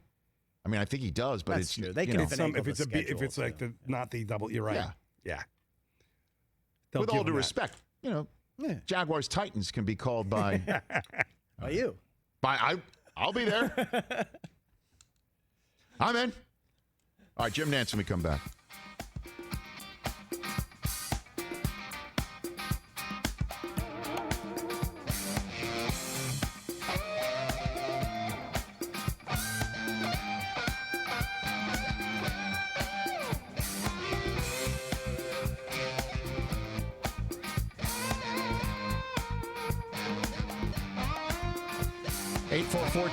Rich is the number to dial here on the Rich Eisen Show. Jim Nantz of CBS Sports will be calling in a moment. Later on in this hour, one thing I want to talk about, the world of college football. Again, that is as much up in the air as anything else in the sports world these days, obviously. But there's a movement afoot, as we saw from our friend Pete Thamel reporting on Yahoo.com today about expanding the college football playoffs from 4 teams all the way up to 16. I'm wondering, is that an echo we hear? Is that an echo? Who's been talking about expanding the football playoffs and pounding this very lucite desk? Yeah. Okay. We'll discuss that later on. But We've let's been talking about it. Let's take a couple calls while Jim Nantz will be calling us in a matter of moments here on the Rich Eisen Show. Eric in Chicago, Illinois. What's up, Eric? You're first in, first up on the Rich Eisen Show. Hey, Rich. Thanks for taking my call. My question for you is you Yes, sir. talked about the Dolphins probably sticking with Tua, but this narrative of him falling out of the top 10, do you think that's coming from a team like the Raiders? I don't know. Personally, look. Mike Mayock, my longtime colleague, is now there in Oakland, and I never heard him ever talk about how smoke screens and people lying or whatever was something that he advocated. Although now he's in a position of being a general manager, I don't know if the Raiders would do something. If they would even be in the Tua market, I have no idea what Gruden or Mike would think. Mike's more of a big dude who can be mobile and throw. I don't think he is one of those guys that would go with somebody the Tua or Kyler Murray size type guy. That's just my 2 cents. He just wants one of those big guys who can get out back there and throw it. And maybe Jordan Love would be the apple of his eye. I just think, again, Tua dropping with the whole idea, and thanks for the call, a lot of this may just have to do with the fact that, again, we do not have a draft like this to go and compare to, because we do not know how players who have an injury history will be evaluated. And we may come on the air a week from Friday after the first round, and we may come on the air a week from Monday after the whole draft is over and look back and say, you know what? The players who had an injury history as a whole, writ large in this draft, dropped. And Tua could be one of them. In the same way that Cam Newton doesn't have a gig right now because nobody's able to take a look at his shoulder and his foot. In the same way that when we had Thomas Dimitroff of the Atlanta Falcons on yesterday, and I asked him about his belief in Todd Gurley's health, I mean, he didn't give a full-throated response because he hasn't had a physical. I mean, they haven't looked at it yet. I mean, they probably heard from the Rams and Les Snead, who obviously Thomas knows because Les came from the Atlanta organization, and I'm sure they heard from Gurley, and I'm sure they maybe even had whatever medical records Gurley had to send him. But until they have an actual doctor that they pay, you can't say anything about that. And we may wind up, when everything comes out, hopefully back sooner rather than later, we may find out that players who have been signed, and we've been talking about as if they've been signed, that their deals don't go through. 844-204-RICH is the number to dial. I'm thrilled to be able to call this man a friend. He is one of the best in the business, and the NFL and CBS Sports are bringing classic NFL on CBS games to CBS and CBS Sports Network leading up to the draft next week, and I'm sure we'll be hearing a lot of this man's voice, who we also heard this past weekend for a lot of the replays of great Masters moments. He is none other than Jim Nantz. How are you, Jim? Hello, friend, and it's great to be with you, Rich. I'm getting excited about some of the programming that's coming up with the NFL draft and these NFL rewinds, and everybody, again, under the circumstances, we're doing just fine out here at our home in California, but it's great to have a chance to visit with you. Right back at you, Jim. And I'll tell you what, man, I missed your voice. This is normally the time, I mean, late March, early April, we're hearing you talk about nets being cut down. We're hearing you talk about jackets getting slipped on. I wonder what you've been missing personally, Jim.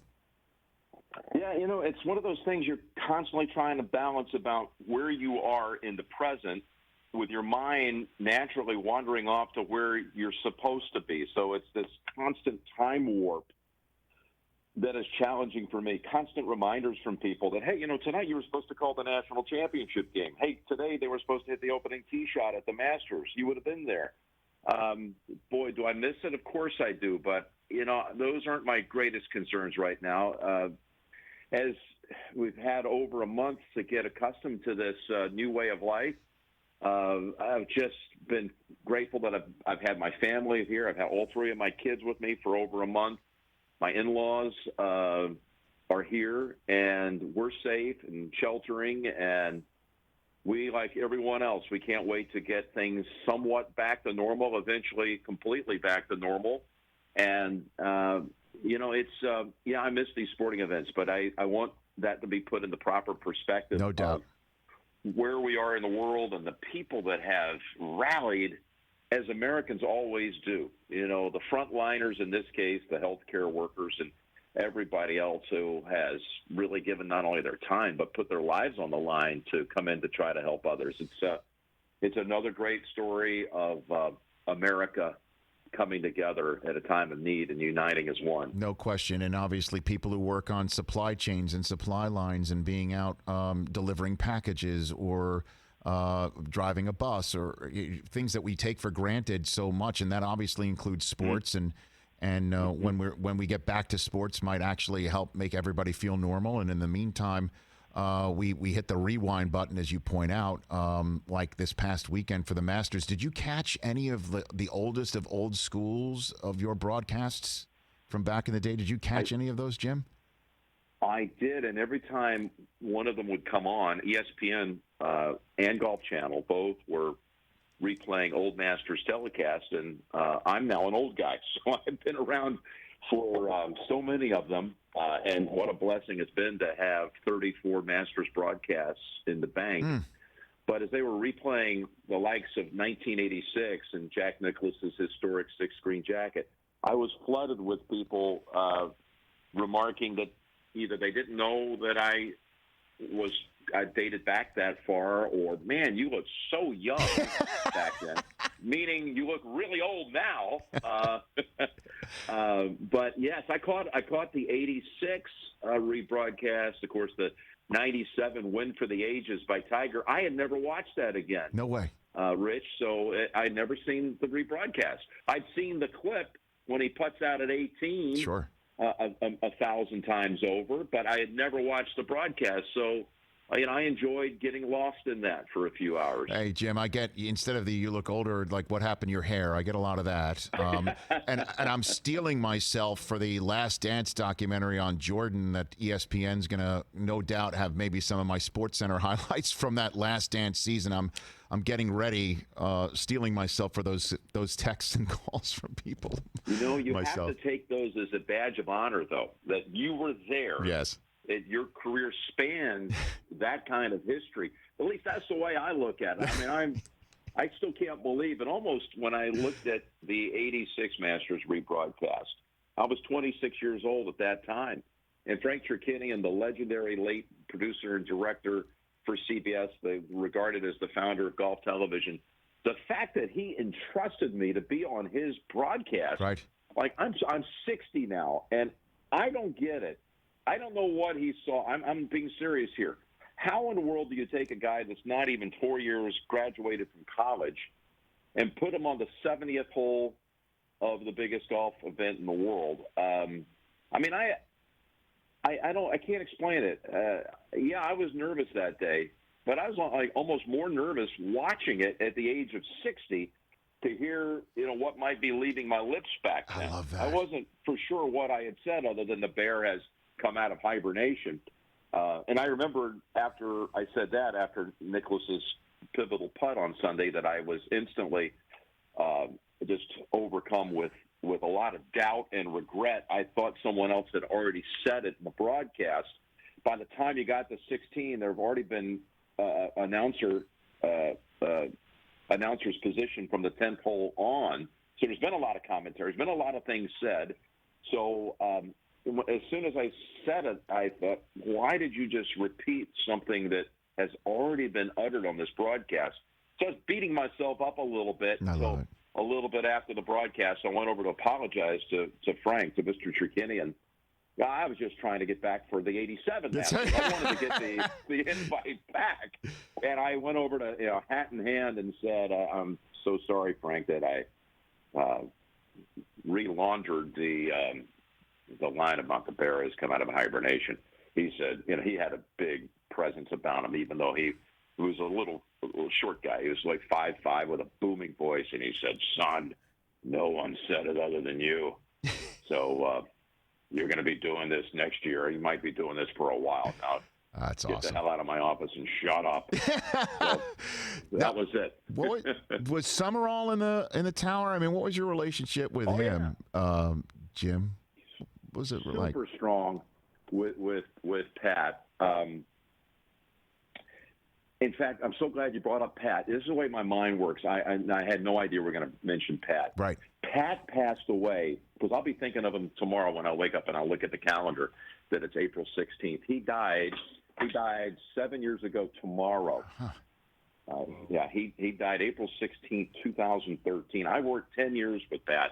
Obviously, he was in the 18th tower for that 86 Masters. And I would go on and work golf as a regular member of Frank's broadcast team. And so I worked in 86, 7, 8, 9, 90, 91, 92, 93 with Pat. He did the 94 Masters and the West Coast Swing. So what's that? Maybe 8, 9 full years of, say, 18 to 20 golf tournaments a year. And that's a lot of time, not just on the air, but even better, being able to go out to dinner with Frank and Pat and Ken Venturi and that whole crew that I'd grown up watching as a kid, and now they're my colleagues. I'll tell you one quick story. Sure. I used to call him on the air Mr. Summerall. I was just that's just the way I was raised. I was a yes sir, no sir, Mr., Mrs. You know, I didn't want to have the arrogance of thinking I could actually talk to him like we're equals, because I wasn't, and I'm still not. And so I originally, talking about my first year on the air, I just knee-jerk reaction was saying, let's go back to 18, Mr. Summerall. And finally, Frank called me in the office one day and again, just ripped me and said, you got to quit calling him Mr. Summerall. You're making us all sound like a bunch of old fools. It's Pat. I said, yes, sir, Mr. Chickini, and I've got that. Yes, okay. But Pat was so kind and generous. And, of course, after he left CBS to go to Fox, to go there with John Madden, he still, in so many ways, was a member of the CBS family. And I'm not taking anything away from some great years he had at Fox, but he was a CBS guy. Sure. And he would be around. And once he retired, he was around. When we would have the occasion to go into Dallas, let's say for the Byron Nelson golf tournament, we had occasions where we would get together for dinner, and a lot of times these were dinners to let's pay tribute to Pat. Let's get our entire crew, all the production and technical team members, and I just love Pat Summerall. My gosh, I mean, I still can't believe that I got to just sit across from him at a table on dozens and dozens, if not hundreds of occasions, and just listen to him tell a story or listen to him order his dinner. You know, as only Pat could. I'll start with a salad and steak, medium rare. You know, I mean, just all those pauses.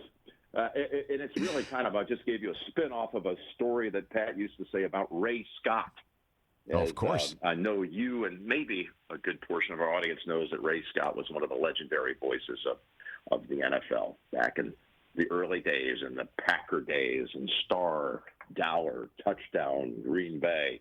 Well, Pat worked as an analyst next to Ray Scott. So, listen, Pat was naturally inclined to speak the way that we knew him on the air. But I think there was such a heavy influence of working alongside Ray Scott with an economy of words and a minimalist approach to description for a visual medium.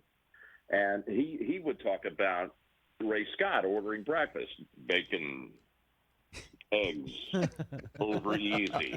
You know, and that was Pat. I love it. God love him. Yeah, exactly. And his wife, Sherry, keeping his spirit alive with the Pat Summerall dinner every single year at the Super Bowl. What Carol DeLeonardis does, and Sherry does with the Pat Summerall Award, with every all year. the things for St. Jude's. And you have been, my gosh, God bless you, Rich, for what you've done for that cause. And for that dinner every year at the Super Bowl is amazing. It's an amazing event. Yep, and we've got Tony Dungy on, and now our final hour. He's won the Summerall Award every year. I'm honored to have taken that home. I've seen you at tons of them, and this folks at CBS that support it, Ken Agard, and so many people that support that still. It is just remarkable. I was lucky enough to be the honoree one of the years the Super Bowl was in Phoenix. You too. And we weren't broadcasting it that year, but we were broadcasting the Phoenix golf tournament on that same weekend. So anyway, it's amazing. It was like one of those "this is your life" moments. And I mean, I looked out in the audience, and I saw everybody from my roommates in college. They flew in. I mean, all my family was there. Andy Rooney was there from 60 Minutes. I mean, it was like crazy. NFL distinguished legendary names that were again there out of respect for Pat Summerall primarily. It was just awesome. Jim Nantz here on the Rich Eisen Show, and again, there's going to be some great games, 2 a day on either CBS Sports Net or CBS starting on Thursday with a couple of games that I think Ravens fans won't want to revisit, but the Chiefs and the Browns will. You've called so many of them.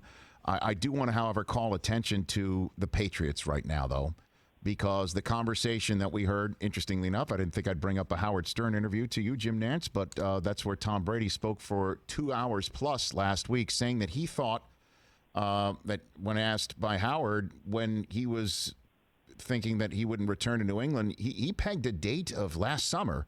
Did you get any indication when you and Tony would speak with him and or Belichick that something was not the same in the same, say, 19 years that you had those visits with him and Bill? I really didn't, but we all knew that he had contractually put it in there, the clause where he was going to be able to have his pure freedom when the season was up. So all season long there was the heavy speculation, but did I get tipped off or did I get any sense that he had in his head that he was going to make a move at the end of the year? No, not at all. And that includes even, having the chance to call his last game in a Patriot uniform, the playoff game against Tennessee in the wild card round. But no, I didn't get that sense. I'll tell you, it's going to be really interesting. We usually talk on this night. I can't wait. There's certain things that right now you look forward to, that sports side of our lives, and that's why people are listening to you right now and every day. There's certain things that keep us interesting, get us fired up.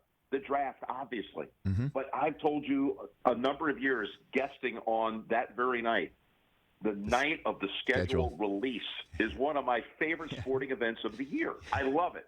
It's like the bracket release for the NCAA tournament. Yes. There's some mystery to it. The reveal, I'm into it. And maybe it's because it's just something it sets course on where my life might be going in certain places, and this is where we're going to travel to. But I love to see the disbursement of the games to all the networks and see how that plays out. But this year, my gosh, what Howard Katz and Kathy Young and that great team that they have to sit there and come up with all these different models. And I'm just talking about under the heading of the season goes as scheduled. Yep. It will be interesting to see how they delegate the games in terms of how high profile do you put the Patriots. The Patriots have a road schedule this year. I don't have it in front of me, but I do know they've got Baltimore, Houston, and Kansas City on their schedule. I know they play at the Chargers. I know there's another game they play on the West Coast that's like there's just as the Raiders. Some years it's better than most. They play at the Raiders. And you start thinking, okay, do they put them in 4, let's say, primetime spots? Do they put them in addition as the primary 4:25 game on 4 or 5 occasions? How do they see that? How do they? It's more like how do they handicap it? Because that's kind of what it is, isn't it, Rich? I mean, aren't they kind of handicapping who they think the marquee teams are going to be? Of course, and then you've got that's what it is. Of course, and then you've got obviously the Chiefs visiting Tampa, so you'd have the repeat of obviously so many great games of Brady and Mahomes. And then this year we're knocking on whatever this is, wood, loose site, before I let you go, Jim, that the NFL season will go off and we will see the Masters in November. Just to repeat, your plan would be to do the Masters that weekend in November at Augusta and figure out the rest. That would be your plan. You know, I don't know how they're going to do it. My thing I'm really looking forward to is just seeing how high profile is Tampa. What do they do with New England? You know, we're right. the AFC Network. What are the teams? Everybody's going to want Mahomes as many times as they can get him. You're right. Our crossover games over here on the AFC side, talking about the Bucs, Kansas City, and the Chargers play at Tampa. Do we get both of those games? Do we put them in a doubleheader window, or does the league put them in a doubleheader window? This is all just, try to figure out how it's going to be handicapped, and it's just an excitement for me that's building up to that release date, whenever that is. I know it's probably within a month, right? Yep. Before. Well, the idea I think would be sometime in May, Jim, when we might have any idea of scheduling and stuff like that. And like I said, I can't believe that a Masters could be held in November in Augusta. That would be remarkable if that could be go off as planned. If it happens, that means that the world's in a much better place. Correct. And, there are other events that are being squeezed into that real estate, talking about the autumn months. It's going to be for those who make their living in programming. And if you're a sports fan, let's look at it through the lens of a sports fan. Just think of all the things that are going to happen at the confluence of, you mentioned it, the Masters. How about, the U.S. Open? There's a Ryder Cup. So there's that sport. All of those would be in the autumn months, with the Masters being last up in November. But you've got Grand Slam tennis events. You've got, hopefully, baseball playing. Of course, we've got college football in the NFL. It's just all of these things coming together to get a date down for 2020. I mean, let's just hope that's the biggest concern we have, that the world's in a far better place. We're more centered. The world is back on its axis. Sports are back competing. People have that diversion, that distraction, that form of escapism in their lives. But more than anything, let's just hope everybody's healthy and we're able to get people back working, and their lives are healthy and happy and back to the way we used to know it. Here, Jim Nantz. Thanks for the call. I really could chat with you all the rest of this show, but I got Tony Dungy, and we can't keep Tony I understand. waiting, I love Coach. Me too. Please give him my best, and I love you. Thank you, Rich. Right You're back a great at friend. you. Love you too, Jim Nantz. You're the man. All the best. To you and your family. It's Jim Nantz. CBS Sports. Honestly, one of the greatest storytellers there is. Oh my gosh. I love my chats with him on the show. Just great. When we come back, your phone call is 844-204-RICH, number to dial. Also, college football playoff conversation. Welcome to what I've been saying. I say that to the school presidents when we come back.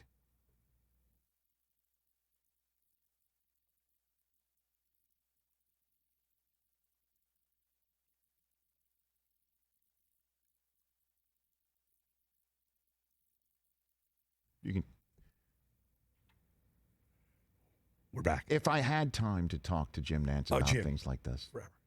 I was planning on asking him if he's seen the Tiger King. But I'm guessing no. I don't know. You're right. Everybody's got a binge. I mean, he's got kids at home. They're probably into it. I do think, did Kurt Warner text everybody about the Tiger King? Hold on. You want to text Nantz right now? No. Hey, follow up. Did you watch Tiger King? I mean, and I don't mean Woods. Yeah, no. Or Joe Burrow. Yeah. He's about to call. That's the only Tiger King I watched this weekend. Which is what? Tiger Woods. That's right. Yeah, Sunday. That was amazing. Yeah, it was amazing. You can't. I mean, it was unbelievable. Sure. Glued. Put it up. Let's. Okay. Yeah. It's Come a on, beautiful Mike, day in the neighborhood. Who gave you that for free? By the way, nice Callaway hat. Yeah, Still. when I brand. Somebody gave you that for free. The Callaway hat's free. No, the Is it cardigan. an NFL Network Thursday Night Football cardigan? Cardigan? No. Yeah, the Mustard NFL Network Thursday Night Football. I was cardigan. That was the 08 season, I think. Yes. 08 season. Great swag in 08. Oh, it was great. I love swag, my you know. cardigan. So that is, but you have a Thursday Night Football pullover from This is one of the my original, right? Isn't that I have 06? two That's fleeces. 06. I wear this. What year fleece. is that, Mike? That's 06. Look, it's an No, old it's the NFL old Network You logo. can see the logo because a little. That's the color. original one. This is my. That People is a ask me why I wear this 14-year-old jacket. garment. I wear this for I have two of these. That's a 14-year-old garment. How'd you get two? I only got one. Rich. How'd you get two? Rich. What the hell? No, geez. When there's one, Mike gets two. Like I have two of everything. Even Did you just go third person on talking about being a total glutton for free crap? I did. Did you just do that? I do. I have bags at home. trying to Remember block when we them get the out. Super Bowl Trying to bags? block it out. You know the bags we would get, the swag things for like. I remember. I used to get it was two. one a person. Those. Excuse me. Why would you get two? Hold on a second. The people. I know how important you are in your own mind and also in the grand scheme of things. In your own mind. I'm the first guy to ever mic up for NFL Network. And I'm the first guy to open the fader, so I'm taking credit for Open the faders, Rich. You're not as important as That should be the name of his memoir. Open the fader.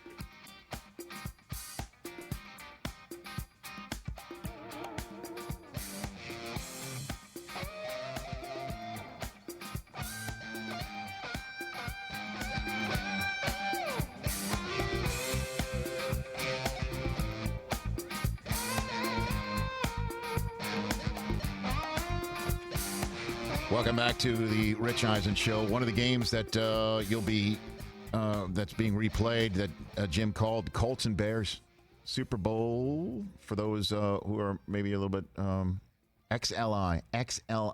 That was the Hester That's run, Super right? Bowl 41 for those. Hester takes the opening Hester kickoff run. back.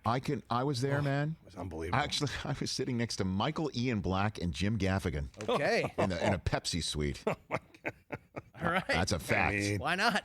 That's a true story. And if you've seen Michael Ian Black's Twitter handle, 9 years, 2 rings in the NFL. It's on his bio. Really? Take a look at it. 9 years, 2 rings. I think something like that. I'll never forget. I'm like, there's no way Devin Hester's going to get this ball to kick it off. It was unbelievable. That was unbelievable. Dion called it. Well, I mean, that's his baby. That was his guy. That's his baby. You don't think someone's taking the opening kickoff back for Well, a you don't think you're touchdown? going to kick it to him either. Right, what are we doing? I'll never forget. Again, the only time I thought about when that happened was my first day being on the Michigan football beat for the Michigan Daily, the greatest student newspaper in all of college newspapering. And I was right there on the 50. My first day, because Michigan would put the student publication reporters right there on the 50. And I'm sitting there on the 50, and I saw there was Keith Jackson at the mic. He was there. Keith Jackson was there. I'm sitting there, 100,000 strong. Bo Schembechler versus Lou Holtz, Michigan versus Notre Dame, and Rocket Ismail takes the opening kickoff one way. And then apparently Bo went in the locker room and told everybody, we're going to go out second half. We're going to kick it to that Dan Rocket. You're going to put him on his ass. And went the other way. Fool me once. Season went right down the tubes right then and there. And then Michigan did make the Rose Bowl that year, and wound up being Bo's final year.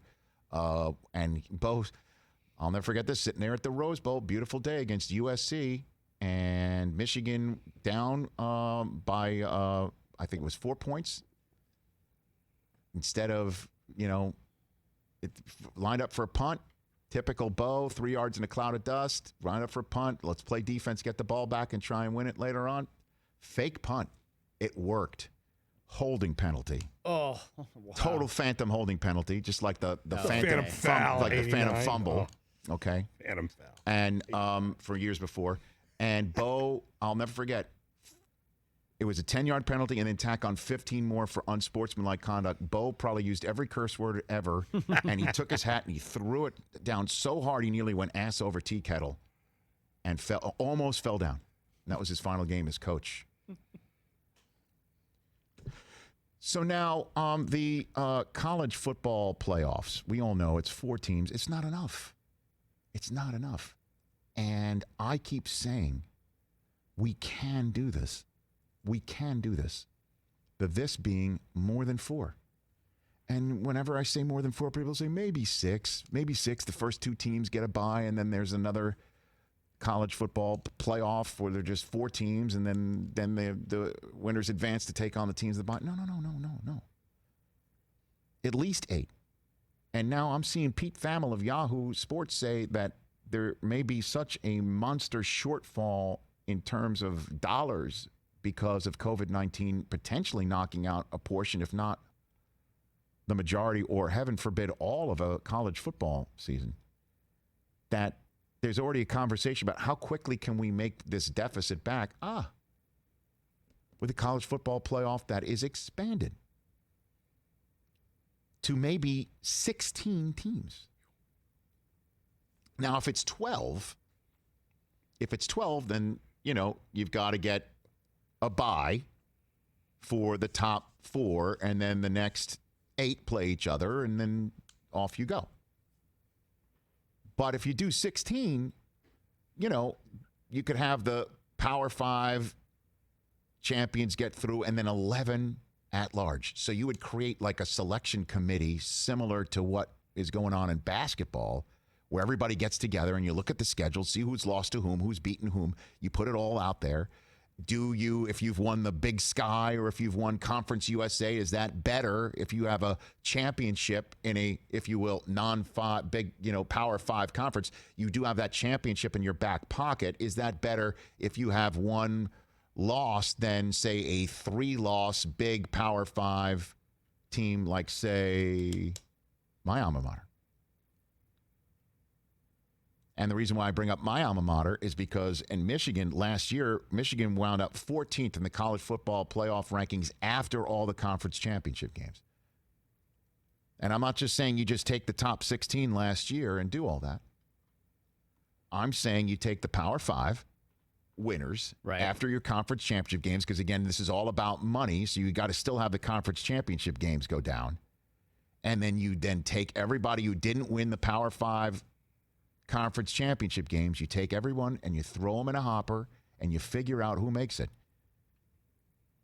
And a 2-loss Florida, who lost to only big-time SEC opponents last year. Auburn lost to LSU, Florida, and Georgia.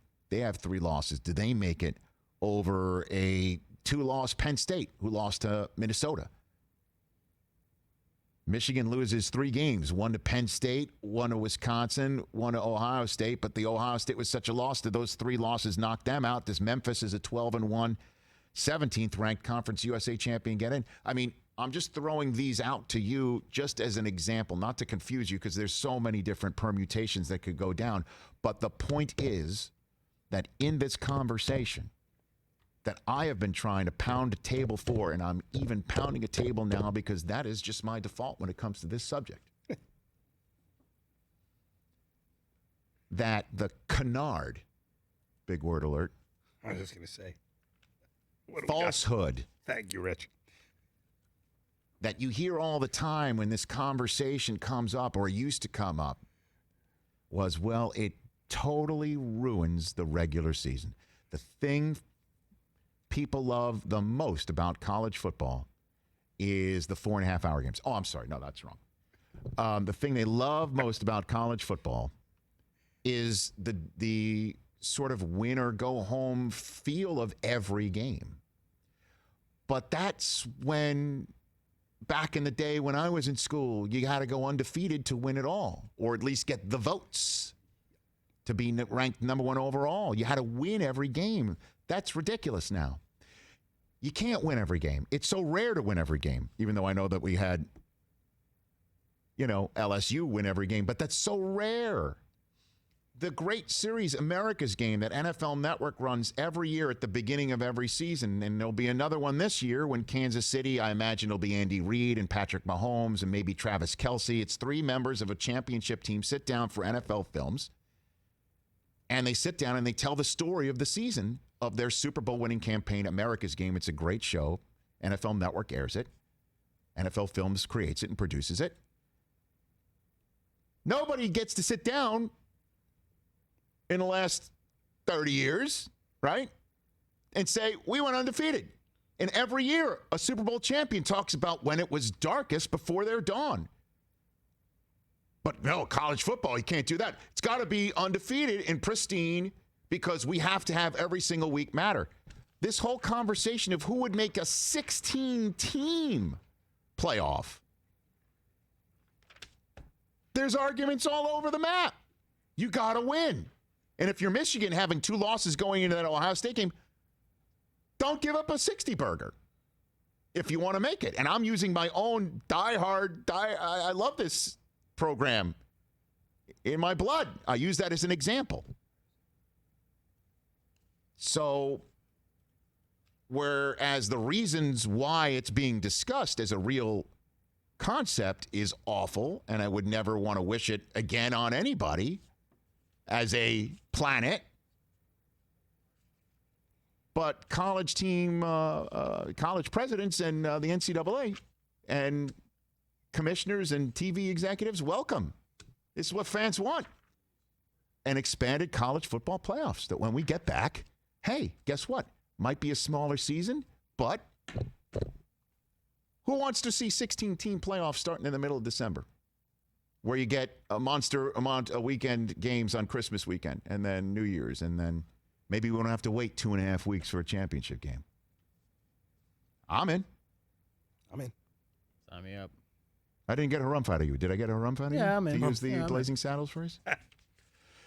Tony Dungy coming up in our final hour, hour 3 of our simulcast, but hour 2 here on NBC SN. Tony Dungy from Football Night in America, and then Kyle Kuzma of your Los Angeles Lakers. Your phone calls 844-204-RICH. Our poll question is sitting at Rich Eisen Show on our Twitter handle. Our YouTube page, youtube.com/Rich Eisen Show, is how you can stream us every day. We are back with Tony Dungy in a moment.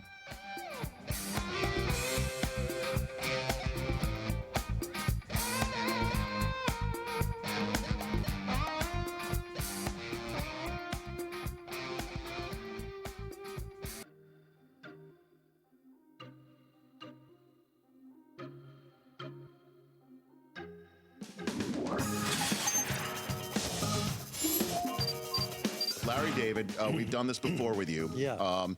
I've got 3 social situations. You are the judge and jury as to what is done. Okay. The first one is destination weddings. Okay. It's already funny. Destination weddings. I say to my wife, we're going to a destination wedding. We should not give a present because my presence is my present. What do you say, Larry David? First of all, where is the wedding? How far is it? Another country. Okay, you don't even go. You don't go. You don't go. But it's a close family friend. I don't care. I am not flying 14 hours on a plane to somebody's wedding. I'm not going to do that. What the distance from your house that you would An hour and a half by car. That's it. Here's social situation number 2 for you, Larry David. Sure. So you're going into somebody's house for, let's say, the fight, the Mayweather-McGregor fight. This happened to one of our producers, Ken Tulo, okay? They brought desserts. Fight ends. Nobody's touched the desserts. They like these desserts. Is it okay to take the desserts home? It's a perishable. You're bringing it to the host, right? That's true. The host saw it. Mm-hmm. It's different if the host didn't see it, then you could sneak out with it. So if the host never saw it, if he placed it on the table and there's no note, that's when you could take it. If you think you're not going to get caught, then you could take it. Right, the last one for you, Larry, LD, shoes off on a plane.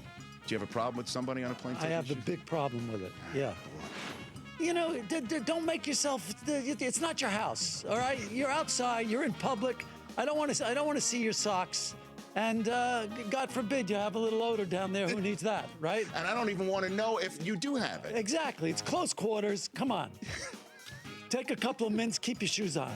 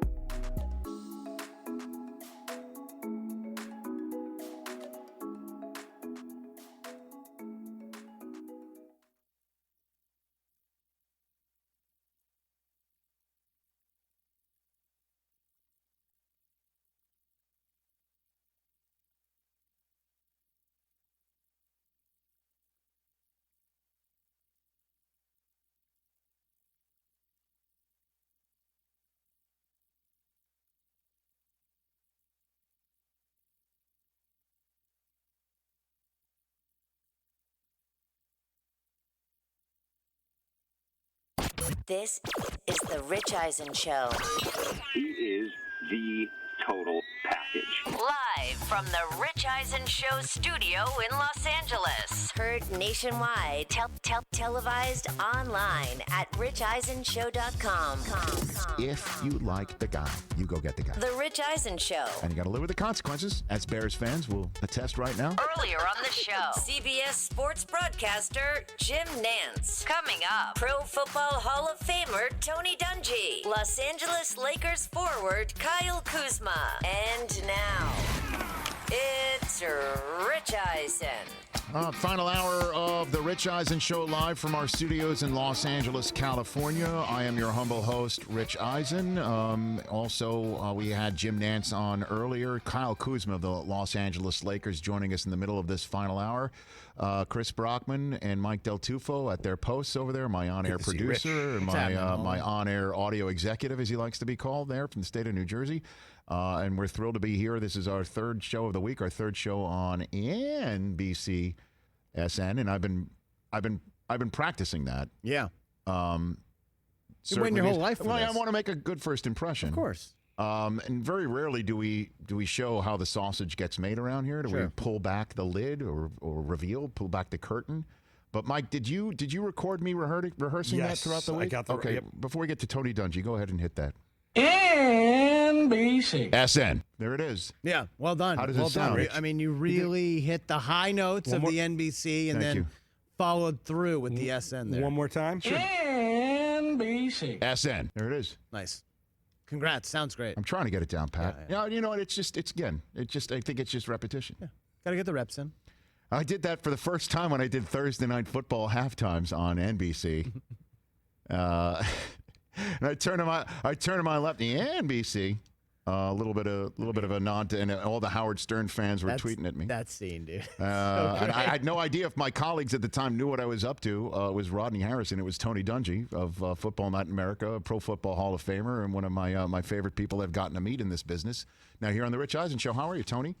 Hey, Rich, I'm doing well, and welcome to the family, NBC. I appreciate that, Tony. I greatly appreciate that. How are you doing? I saw you and your wife, your son, bicycling on your Twitter handle, your Twitter feed the other day. Everybody okay out there? Yeah, we are. That's been one of the unexpected blessings. My son is 28 years old now, real estate business, and we don't get to spend a lot of time together, but he's got time off now. We've got time during the day, and we can get out and ride. So that's been fun. We've got 8 young kids still in the house, though, so we're doing virtual learning and online, and I'm learning about all these apps that our kids have, Edsby and different learning tools. So I'm getting an education for sure. And I'm sure your legendary patience is being tested. Severely tested.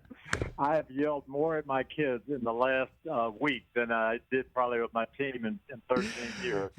So, it's all about motivating. It's all about coaching. It's all about, obviously, parenting these days. Tony Dungy here on the Rich Eisen Show. What has been, however, obviously you can't go about town. I even saw in your tweet there that you included about letting everyone know that you were doing proper social distancing. But that said, what is the sense that you get about Brady signing in Tampa there? Oh, it's been unbelievable. Everyone is just hoping we have a season and things get back to normal because the excitement and the level of expectation now is through the roof. People have always been excited about Buccaneers football and that, but this offseason, no one expected this, and people can't wait. So how do you think the Arians-Brady marriage is going to go down, Tony? I think it's going to be very good. I think Tom is going to elevate the play of a lot of the guys around him. They've got some talented people here. I think Bruce has done a good job of putting together some defensive people that can create some havoc. Todd Bowles is very creative on that side of the ball. And then offensively, they've got some skill positions. Everybody's complained about Tom Brady's weapons the last few years. They have weapons here in the passing game, tight ends, wide receivers, Pro Bowlers. And Tom is going to be stirring the drink. So I think they're going to be good. I think Bruce has worked with a lot of quarterbacks, and you look at what he did with Carson Palmer when Carson was in his late 30s. I think he knows how to put together a quarterback-friendly offense. Well, and in terms of Arians, on this, I love stories like this because, obviously there's coaching trees, coaching lineages, and coaching relationships that I'd like to always put a spotlight on. You and Arians, did you guys share an apartment when you worked for Schottenheimer back in the day, Tony? 1989, we did. Bruce had been the head coach at Temple. He went to Kansas City as the running back coach. I went there as defensive backfield coach. Right. Both of our families weren't coming until June. We're trying to get housing squared away. So January to June, we shared an apartment, and we were roommates for 6 months, and it was pretty awesome. Is it safe to say you were the clean one, he was the messy one? It was the odd couple to a great extent. I learned some language, some words that I wasn't familiar with. But we had a good time. We really did. We became very close and had 3 wonderful years together on that staff. I bet. Yeah, and Arians, he's just an old school guy that, again, obviously, who's very demanding, and so is Belichick in a way. So, Brady, the whole narrative of he's searching for a little bit of freedom, do you think that again, everybody seems to say yes. We've spoken to Carson Palmer, we've spoken to Marshall Faulk, who obviously knows about Arians from the Colts days as well.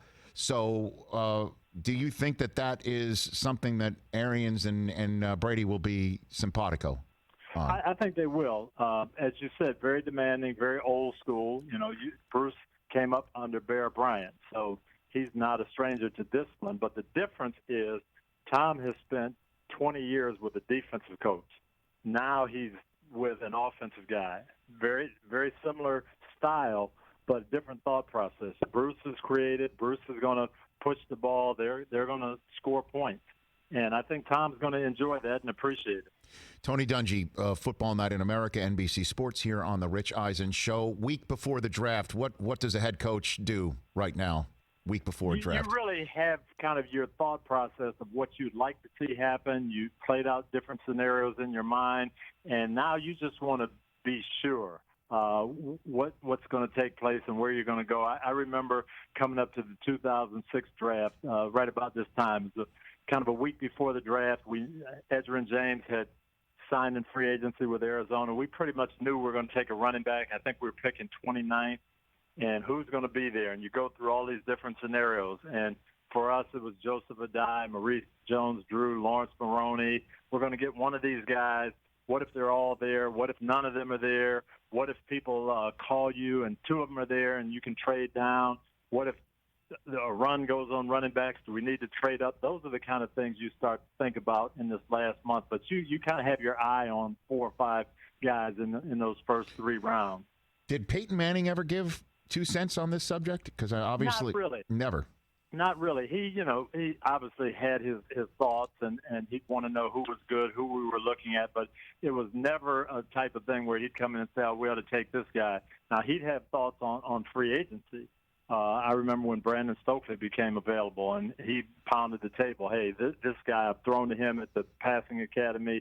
He'll be a perfect slot receiver for us. Guys that he had played against and been around. But as far as the draft, he kind of left that up to Bill. Well, I mean, and so what would be the sensitivities of this? Because clearly Peyton Manning knows football, and clearly you want to keep your guy happy, and clearly you want to have him feel included, as opposed to let us handle this, Peyton, and you play football. I mean, he's more than just that. I don't think we ever went that route, but I think in his mind, he understood that we were going to put the team together. We were going to get him weaponry, and we were going to get good people. And I think he trusted Bill that way, and may have had some conversations with him. But he really trusted the process and felt like we were going to get quality people and good people. So there wasn't a whole lot of conversation before the draft. Now, as soon as we picked the guy, now he wanted to know everything. What about him? What's his phone number? When can I get to him? I remember, my last year coaching, we drafted Anthony Gonzalez. Ohio State was, on that system where they don't get out of school until June. So he was, without even talking to us, he drove 2 times a week to Columbus from Indianapolis, took the playbook up there, went over with Anthony, threw balls, drove back, and he did everything in his power to make sure he was ready for training camp. So, yeah, once we got guys, he was all on board. So who's the guy from your tenure either in Tampa or the Colts that you pounded the table for in a draft, and then you're pleased with the result? Like the guy that you're like, okay, I believed in the kid, and the kid balled out. You got an example for that? Tony? Well, I'll tell you, I'll give you two. Okay. Warwick Dunn was just – Derek Brooks came into my office at the end of the 96 season, and he said, we need playmakers. I played with this kid. He's great. He's a great person. He will make us a playoff team. And he pounded the table to me for 2 months. And so our scouts liked Warwick. Everybody had the thought, hey, he's 175 pounds. Maybe he can just be a return guy. Maybe he won't be a full-time guy.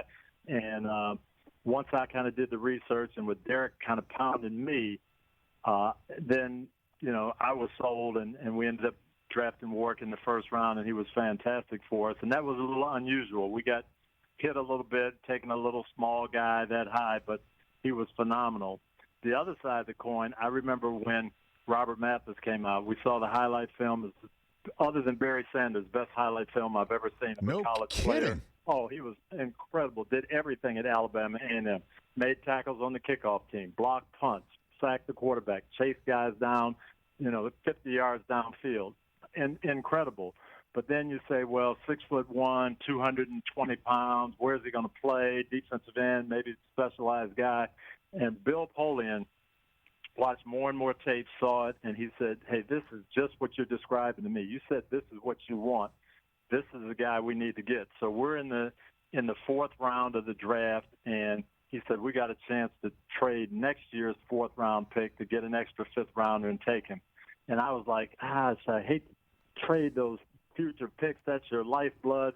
And he said, you love this guy? And I said, yeah, Bill, I really do love him. I love everything I've seen. I love the attitude. He said, we're going to get him a year early. We're going to take next year's fourth-round pick, and you're going to have him for a full year to develop him. We got to do it. So we did. We made a trade with Cleveland, picked him in the fifth round, and 120 sacks later, he's probably going to the Hall of Fame. So I just kind of did the GPSing on it during your answer by looking it up on the old internets over here. So you must have been in the Kansas City draft room with, just I guess to go full circle here, with Schottenheimer when you saw the Barry Sanders tape. What did Barry Sanders tape look like? Oh, incredible. We're having discussions, and it's, if you remember, Troy Aikman, and then there's Barry Sanders, Deion Sanders, Tony Mandarich, Derek Thomas. And so we've got these great players that we're looking at. Well, what if it goes this way? What if it goes that way? And we had Christian Okoye, and we had some running backs. And Bruce Arians, if this guy is there, we got to take him. And you watch the tape, and it was incredible. But then you watch Derek Thomas. And wow. So we knew we were going to get a good player, but Barry Sanders was incredible in college. Well, I mean, so Arians, that's right. He was the running backs coach right there. And so that was the end of that. He's like, we got to go get him. But it kind of worked out for Derek Thomas. You were drafting fourth overall. Right. I just called that one up. And Deion went fifth. Deion tells a story all the time, Tony, that this was back in the day when the Combine had no organization to it in terms of who got to interview whom. And that you were just standing outside of a hotel room door where the player was inside interviewing with the team. And as soon as they came out, it was a total free-for-all to grab that guy and take him. Fighting guy. Yeah, right. Getting in fist fights. Right. Hey, I've got to get this guy to my head coach, and you better let him go. Yeah. Deion was telling me that story, and he said he got pulled into a room, by the Giants. And he asked where they drafted, and he said that the Giants said 18th, and he goes, oh, you have no shot at me, and walked out the door. Yes, and I'll give you the background on that. The Giants used to give this personality test like 200 questions. So they would get a guy, and he'd be in there 45 minutes or an hour. And scouts would be just outside the door waiting, and it was very, very frustrating. No rules, but I can see Deion saying that. What, you pick where? No. Yeah, you've got no shot at me, and he walked out. But that said, you're the defensive backs coach for 4th overall. Did you chat with Deion that combine? Did you get it? I did, but kind of told him the same thing. I don't think we're going to take you. Don't think we're going to get you, but you don't know how things are going to fall. But yeah, he was a special player for sure. So that's what you had. You had me watching Deion Sanders, Bill Cowher watching Derek Thomas, Bruce Arians watching Barry Sanders, and Howard Mudd watching Tony Mandrich. And Howard, to his credit, said, "Hey, we got a chance to get one of these weapons. Tony Mandrich can only block one guy. Barry Sanders can make 10 guys miss and score a touchdown. If we get a chance to take Barry Sanders, there's no way you can take Tony Mandrich." And everybody usually is kind of, sorting their own thing out and trying to make themselves get good. And Howard said, "Hey, no, I'm telling you, don't even think of Tony Mandrich if we got a chance to get one of these other guys." And I learned something that year for sure. I bet you did. Well, I mean, man, what a staff for Marty Schottenheimer back in '89. Before I let you go, you could take only one player in this year's draft. Who would it be, Tony Dungy, in 2020? Joe Burrow is special, but, Tua, you've got some quarterbacks. I love Justin Herbert with the Oregon connection. So I just think Chase Young, if you got a chance to get this special pass rusher who everybody says really more dominant than Nick Bosa in college, I like that pass rusher. I bet. We just saw what San Francisco did, and and obviously what you can do with a whole fresh set of fingers that you could put in the dirt if you can keep amassing those pass rushers. And we just saw DeForest Buckner winds up now in Indianapolis. Everybody's trying to replicate all that. Tony, great chat, man. I really do appreciate when you call in, and look for my call. It's going to come more often. Oh, yeah. Now that we're on the same team, I love it. We are on the same team. Certainly since, you rejected the University of Michigan years before I showed up there. You told Bo no. We don't have enough time for that story. That was your man, Bo Schembechler. That's my guy. But, hey, look, it all worked out for you at Minnesota, and obviously now with NBC. You take care, Tony. We'll chat soon. All right. Thanks, Rich. You got it. That is Tony Dungy right here on The Rich Eisen Show. When we come back, Kyle Kuzma of the Los Angeles Lakers will be talking about getting kids the lunches that they might not be getting right now because school is out. And obviously, we'll talk about the NBA and so much more with one of the more talented members of the Los Angeles Lakers here in Los Angeles on The Rich Eisen Show. But before we go to break, I want to let you know from my friends at Geico, if you own or rent your home and you know that this is so hard for you to get through these times right now, maybe things about bundling your policies with Geico can make things a little easier, because Geico makes it easy to bundle your homeowners or renters insurance along with your auto policy. And you got so much to do around your house. Let Geico do the easy stuff. Go to geico.com, get a quote, and see how much you could save at geico.com.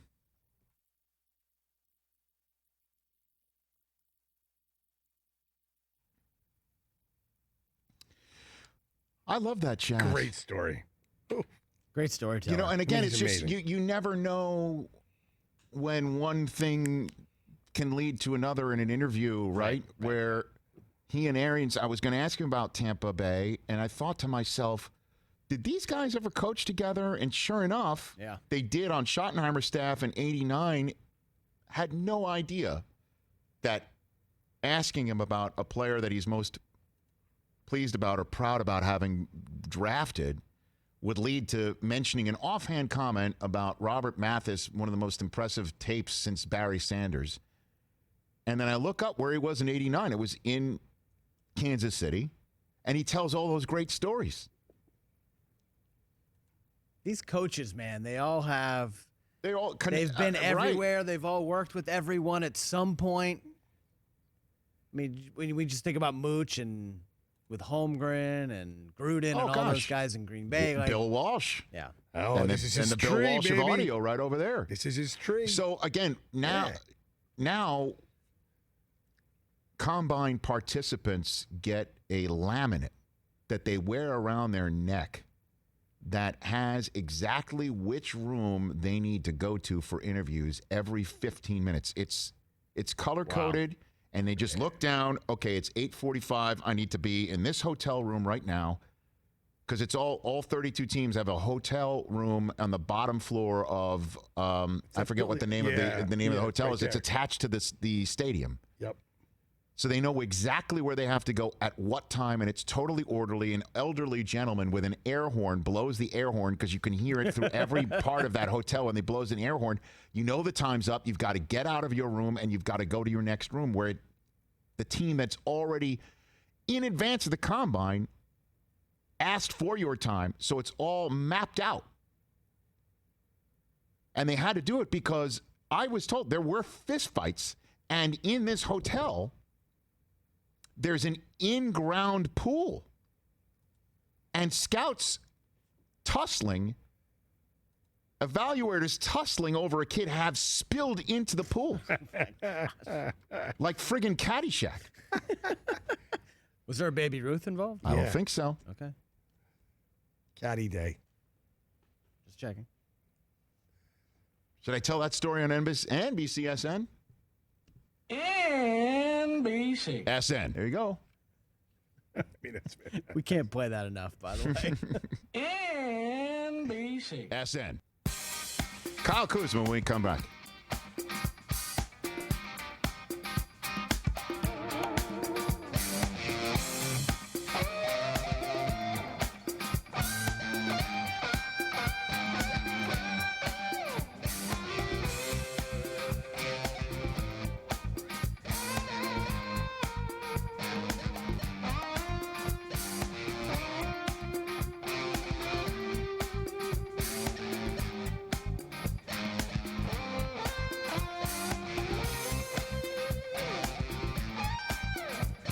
Welcome back to the Rich Eisen Show. As we all know, schools are out in most parts of the United States right now, and we don't know when schools are coming back. And so many youngsters, coast to coast, depend on schools to get the lunches and the nutrition that they need. And right now, you can visit gotmilk.com to find a listing of participating meal-to-go service sites locations around your neighborhoods where families can pick up meals because no kid should have to go hungry, as we all know.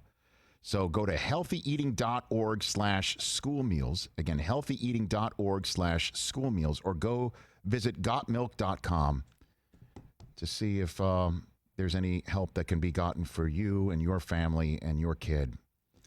And here on behalf of the California Milk Processing Board and also on behalf of the Dairy Council of California is the 27th overall pick of the 2017 National Basketball Association Draft from your Los Angeles Lakers, Kyle Kuzma. How are you, Kyle?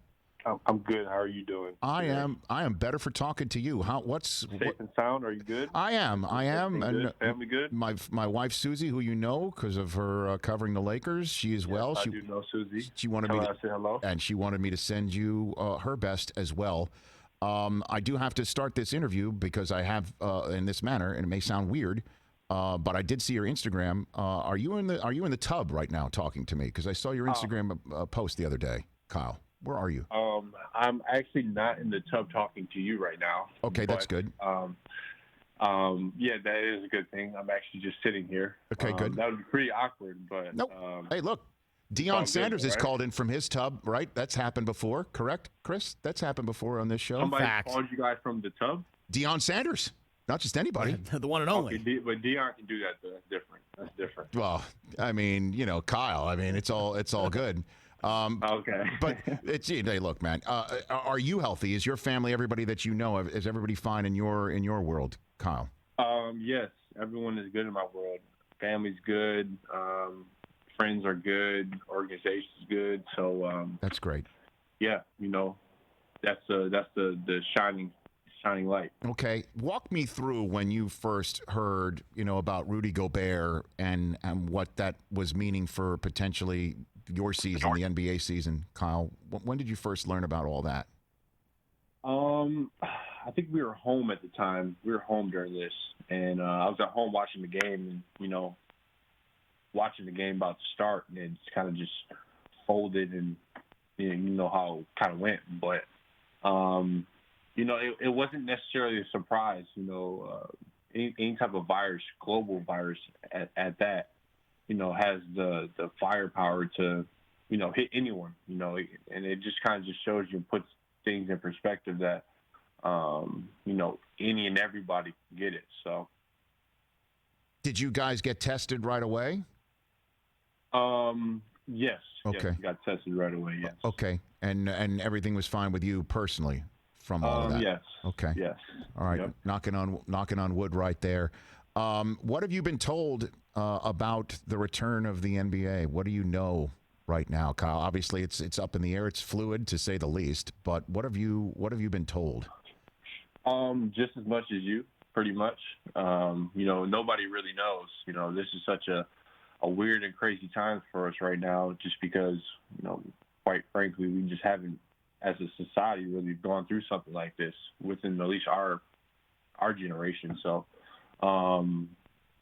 it's just a waiting game. It's all about taking, precautions, measures, being safe, making sure that, everyone is safe, and just doing their part, staying inside, and, really just, trying to help the world out by doing that. Of course. And then, if it is decided that the world is ready and can handle potentially playing in front of an NBA, playing in front of no fans, but it would require folks like yourself. I mean, we all talk about, hey, what can happen for the sport to come back. Dr. Fauci of the NIH even said on a Snapchat interview that it is possible for sports to come back, but everybody's got to be sequestered. Everybody's got to stay in a hotel. That's the only thing they can do, is basically go from the hotel to the arena or hotel to the stadium. Everybody that either drives a bus or serves food or does anything associated with the return of the sport has to do the same thing. And we're all, as fans, go, sure, but you're the one who's got to do it. Would you be up for something like that, Kyle? Yeah, that's the thing. That's the interesting thing with, trying to do that dynamic. For that dynamic, like you said, we would have to be, in a hotel, could never leave. Family members, even if they're allowed in there or not, how does that go? And then you have to think about the workers. So, let's say we're in Vegas and,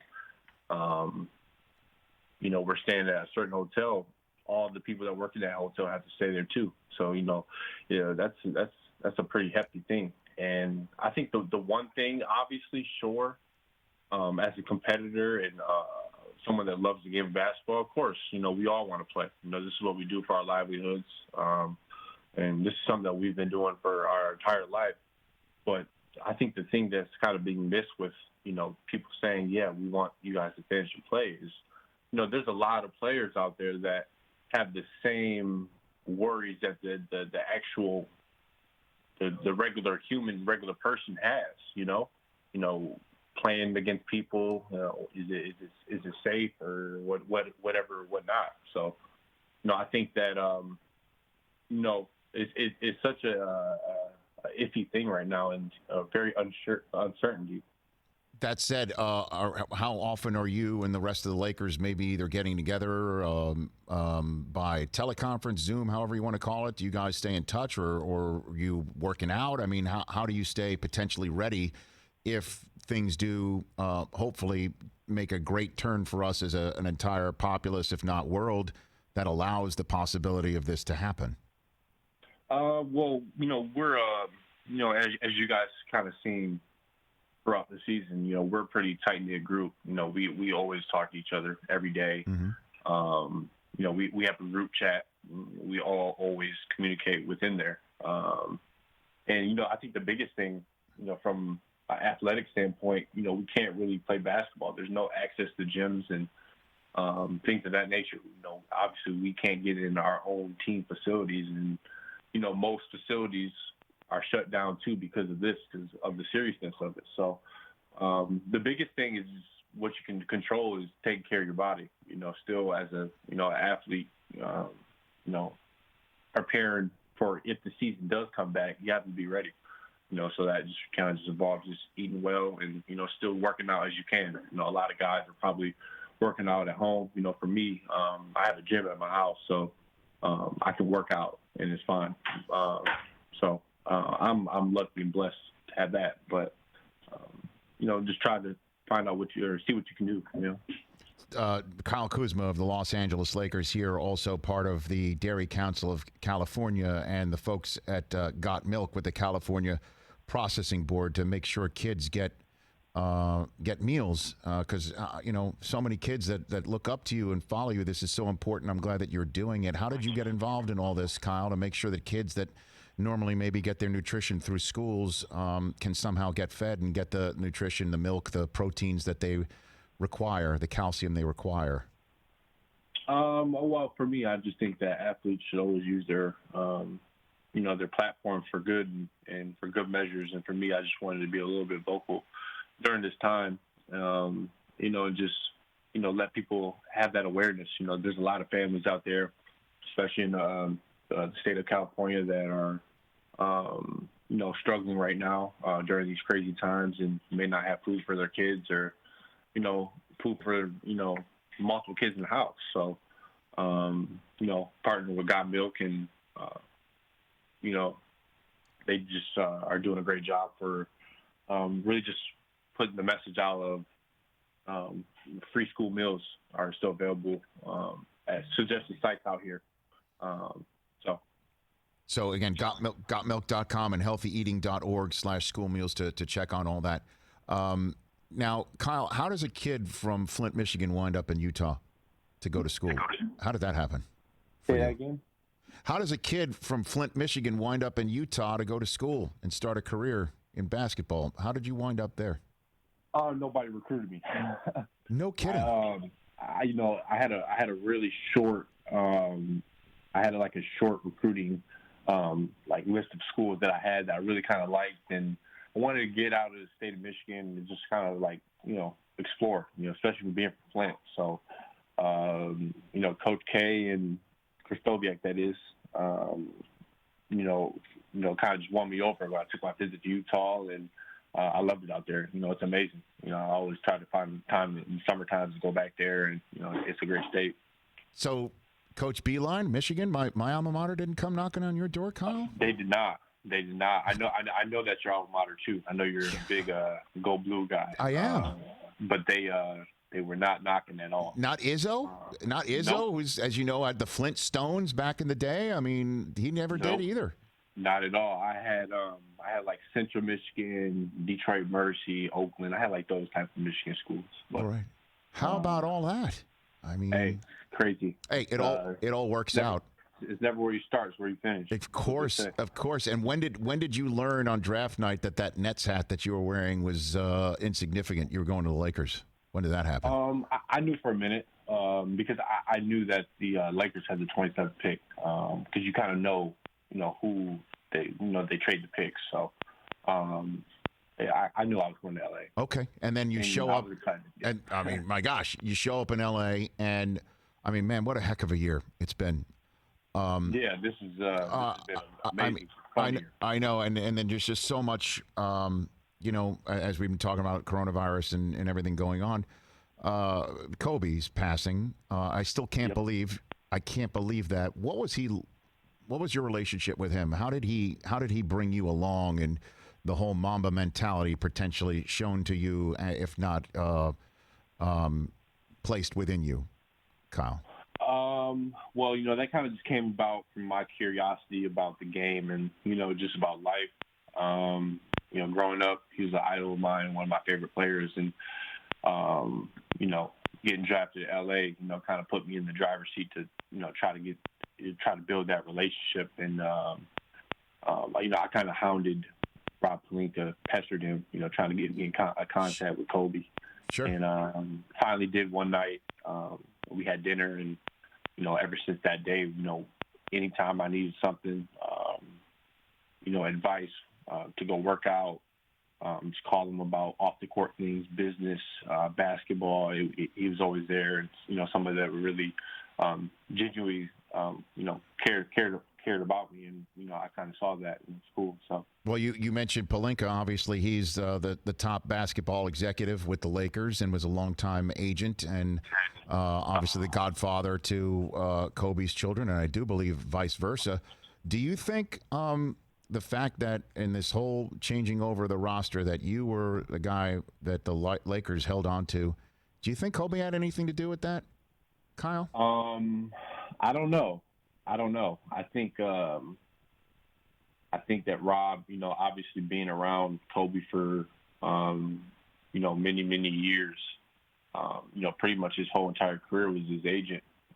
Just being around him, obviously they, respect each other's basketball knowledges and opinions. So could have been a thing, but I don't know. No, because I just was wondering that because, again, when we interviewed Kobe a couple of summers ago, he mentioned he was training you. He mentioned you specifically. He didn't talk about too many other people, but he mentioned you. Yeah, Kyle. Yeah, no, for sure. That was my guy. And now you're playing with LeBron. I mean, what a life! And I hope for you and everybody else that you get back to go back out there again, Kyle, real soon. Before I let you go, is there, because everybody, I'm having. My wife and I are having like virtual drinks with friends, like virtual dinner parties and things like that. Is there a virtual Taco Tuesday that's going on that we don't know about with LeBron? Yeah, I'm doing a lot of virtual things right now. Okay. Virtual FaceTime, Okay. a lot of cocktails, same type of measures you're doing. Right. So, but LeBron is not like, hey, here's the address. Everybody zoom in for a Taco Tuesday. He has not done that yet, huh? No, that's a good idea, though, maybe. Please. Maybe I should bring that up in your group chat. That actually sounds like a very good idea. My gosh. I like making people's lives better just by having them appear on the Rich Eisen show. But maybe I need to do this more often. I think that this is for sure. Let's do that. Let's do that. A virtual Taco Tuesday, and then when you Instagram it out or something, just at Rich Eisen Show. That's all I ask. Okay. Hey, it sounds like a plan. And then I eat tacos too on Tuesdays, just in case you were just handing out that link. Okay. That's funny. We'll chat. No, what do you mean that's funny? That means I'm serious. No, I said for sure. Oh, okay. Sure. No, but you laughed and then said for sure. I mean, maybe I'm a giggly person. It's all good. I'm very sensitive. All right, Kyle, thanks for the call. Let's do this again more often. And again, thanks for coming on. Gotmilk.com, healthyeating.org/school meals to find out, again, a listing of participating meal-to-go service sites, locations, potentially in your neighborhood to get some food on the table for kids. Thanks for the call, Kyle. Yes, sir. Right. Thank you. That's Kyle Kuzma. Did I try too hard for the Taco Tuesday invite? It was a little needy, but that's all right. I mean, sometimes that's one of the most coveted invites. Sometimes the Taco Tuesday. Well, I mean, from LeBron. Yeah. Oh yeah. With the rest of the Lakers. Oh yeah. I mean, I got to know when to, like Costanza, leave it. Right. I make the suggestion. Walk off. And I walk off. Yes. That's what I should do. Yeah, it's all right. You'll get it. Don't worry. I have faith in you. You're just saying that. I have faith in you. I'll buy you a taco. Hey, Mike. It's not the same. Okay. Although you are the LeBron of audio executives. Thank you, Rich. You're welcome, Michael Del Tufo. We're back with more here on the Rich Eisen Show to finish up this Wednesday. Don't go anywhere.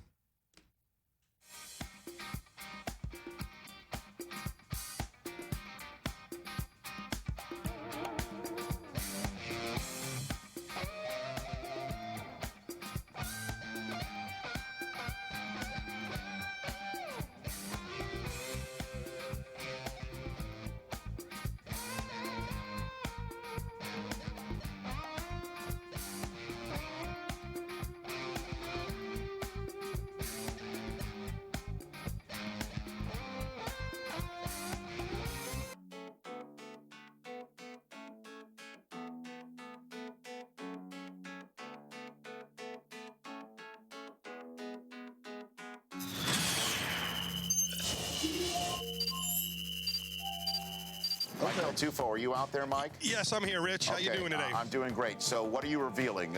You've got right here. You got right up here above me is a brand new Rich Eisen Show sign. A new Rich Eisen Show sign. Am I going to do it now? You see this? Yeah, here we go. Here we go. Oh, this is going to be fun.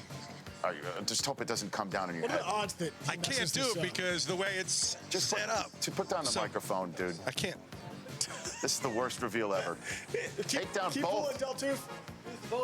Just put the microphone down. This is good, Rich. This is good. He's going to bring down the whole thing. Yes. Pull both of the cords, you. Hey. No, we cannot have this as the reveal. He does This audio. cannot be the reveal. He does audio. He does not do manual labor. That's the way Grease. it's messed up there. I can't. Look, I can't. We call Walk up the this stairs. Walk up the stairs, Del Tufo. Yeah, okay. the not reveal. He's going to Oh, walk no, up the I stairs. can't because I can't climb called to the where not that is. reveal. Yeah, you can. That's up. No, you can't. It's you gotta have a cable. You guys don't know OSHA rules. See, they screwed me. They did this on purpose. I'm convinced. Yeah, it's against you, Mike. I'm telling you. Del Tufo, just tell everyone out there you don't have any change for them. Just pull it. Give a good jersey pull. Put the Yeah, there you go. Watch. Put the microphone down and pull it. Oh, the other one. You're a big man. Yank it. Yank it. Oh,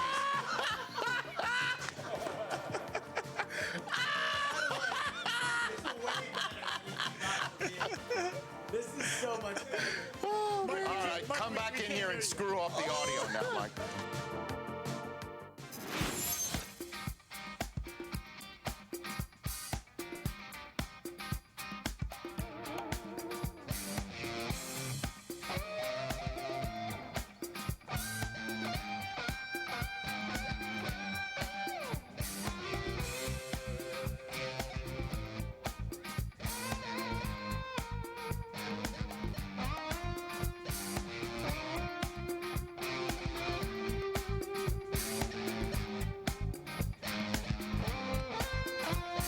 Look at the new Cleveland Brown uniforms. They look indiscernible from the previous iteration. I mean, like, you could show me that photograph, and I'm like, yeah, what do they change? I have no idea. Again, I don't know if it's because I've turned 50, and I'm now, since I turned 50, I'm now noticing the thermostat in the house more. You know what I'm saying? Yes. Like, who touched the thermostat? Words I never thought I would say. You like it hotter or colder? I just don't like it. I just don't like it touched. You Yeah, know, like you it's want it set. the same. We're Yep. set. We're set. So I'm watching like college football playoff games, saying, why does the band play music for every first down? Why is the band playing for every third down? What happened? Like, on what down on which does the band not play a thing? Like, that's. So I look at the Browns' new uniforms. I'm like, am I supposed to notice the difference? What is it? Chris, do you know the difference? No. Is it the helmets? Because there's the same color. These stripes look a little different on Is it a stripe situation? Yeah, the shoulder stripes. Like, look a little everybody's different. doing the same thing, which is having a player, in a face visor that's illegal to be used in a game. I think Odell had to leave the game against the Jets for having that, right? Remember Monday night on the Monday night mono game, the famed moment, the mono game of ESPN showing Sam Darnold, because every player before the beginning of the season stands in front of a green screen for all the networks and has fun with football. Like, hey, does the flip it pointing around, and flip it around, put your arms like this, and then go, like that. I do the eyebrow arch if I was a football player. Yeah, so, I mean, and then poor Sam Darnold, ESPN had him do that you the man point, not knowing when, probably in like July or August, when ESPN visited training camp for the Jets, and they had to make that shot, that point to the camera like that the words out indefinitely mononucleosis would be placed on the screen just as he's going like that. Don't you think that you should make every network sign a waiver saying that you cannot do that? I have to clear how my you the man point's used. Like, I'm not just giving you carte blanche to use it as the out indefinitely mononucleosis shot. The internet will do whatever it wants. You mentioned Odell. Remember when we got all bent out of shape because he wore a watch? Oh yeah, the watch. Oh my gosh. I went a couple weeks, I thought. Dude, we got rightfully bent out of shape about a Major League Baseball team pounding on a trash can to steal signs. And life's kind of changed as to what you're getting upset about these days. But I just don't understand. I don't understand the difference. Like, every team has now had a new reconfigured uniform, There's an all-white one, there's an all-black one, and then more of the usual color scheme, right? Let's take a phone call here at 844-204-RICH. Scott in Iowa, you're here on the Rich Eisen Show. What's up, Scott? Hey, Rich. Thanks a lot. Appreciate it. Love the show. Thank you, sir. Hey, I love your idea with the 16-team college football playoff. Yep. The only thing I have an issue with would be I think the Power 5 schools need to play each other more often. We can't have Alabama play Mercer. I think we should have an Ohio State versus Memphis, Michigan versus at Appalachian State. No. I'm not for that one. You had me until that one, Scott. No, you had me until that one. I've seen that movie before, the one, and I don't want to see it again. That's not a sequel I need to see. But I think I like to see Power 5 teams play each other more often, so therefore we get a true idea of what it is at the end. I appreciate the call. Thank you. Look, 16 teams. Let's just say LSU against Memphis, the SEC champion against the Conference USA champion to start. I know you think that LSU might be all over them, but, I mean, why not? Right? They pound the over in that game. Ohio State, look, you know what? For the sake of just looking at last year's finals 16 teams, this is pre-bowl games. This is after conference championship games. Here it is right there. These are your 8. So if this is an 8-team playoff, LSU, Wisconsin, Ohio State, Baylor, Clemson, Oregon, Oklahoma, Georgia. Now let's add the other 8 teams. And towards the end of the other 8 teams, you can have arguments as to who belongs and who does not, including a 2-loss Penn State team. You know, when you're taking a 3-loss Auburn team, right? And Michigan, the 3rd loss was so dreadful. So 9-3 for Michigan is not the same as 9-3 for Auburn, who had just beaten Alabama to send them to 10-2. I think at the very least, if you're going off this list, the final regular season rankings, right? Boise and Memphis both make it. Michigan, Penn State out. And are you saying, you know, I might agree with you just in the mere fact that I need to place my extreme Big Ten homerism? No. My extreme and documented distaste for Notre Dame football. Oh. Even though I know what's the name of the network that I'm on right now this is the 3rd time this week? NBC. SN. Okay, so I'm practicing that. Right. Sure, let's put Notre Dame in there. Let's slow clap. Very aggressively in the tunnel. Let's slow clap. Wearing a fedora. So I know it's just 3 days into my relationship with NBCSN. Yeah, NBC. I need to again take my Notre Dame dislike and place it aside. But Notre Dame is and this is why, you know, NBC has them on, and they're going to put, I guess, Breeze in the booth. I don't know. Yeah. But it's a huge rating when Notre Dame plays football. Of course. A perfect example. People all over the country who just adopt them because they didn't even go to school. My nephew went. My sister went. Stop saying that. As soon as you started talking, I knew you were going to disparage Notre Dame. I started liking Notre Dame in 76. I was 10 years old. Did they win the national championship? They actually, I saw them. My father went. Yeah, we went. I watched them play USC in South Bend. Yeah. But you could put Notre Dame in there, and obviously Alabama makes it. They make it out of ratings. But there's still there would still be some drama as to who makes it and who does not. Patrick in New York City, where I'm hoping you are healthy and well, and everyone you know is. Patrick, what's going on? Hey, Rich. Thanks for having me on the show. Thanks for making it. Thanks. No, right back at you. As a former collegiate coach myself, I agree with 8. I don't agree with 16. Okay, and it's because it's too many games. Too many games is what you're saying? Yeah, and let's look at on the money side, right? You know that all those big investors for all those bowl games are going to desperately want their money. That's one. 2, a lot of the teams that we're talking about, you know, the Boise's, the Memphis's, they travel, but they don't travel the way the Power Fives will, and those presidents are going to want to tighten up how those teams get play or get pub, right? Right. And last but not least, we're looking at a season that goes into Super Bowl season now. Oh, no. Hold on a second. We're looking at extending it another 4 or 5 weeks. Patrick, I hear you. December. No, hold on a second. Hang on. Don't press the button on Patrick in New York City just yet, Mikey. No, because no, he's got a quick finger over there. Mike does. So look, I agree with you on a lot of those fronts. In terms of money, how about we also take some of the money aside and place it in a pool for name, likeness, and image for the players to actually use this spotlight for themselves and start. You know, that they can appear on the Aflac commercials, not just the coaches, right? They can also sell the T-shirts. Joe Burrow could start making Tiger King shirts. Obviously, I understand that the Tiger King wasn't a documentary during the playoffs, but I'm just saying this is what I'm talking about. We could take some of the money and make sure the kids get that. I get it. But in terms of this thing being extended, it's not the case. I mean, you can have a 16-team playoff.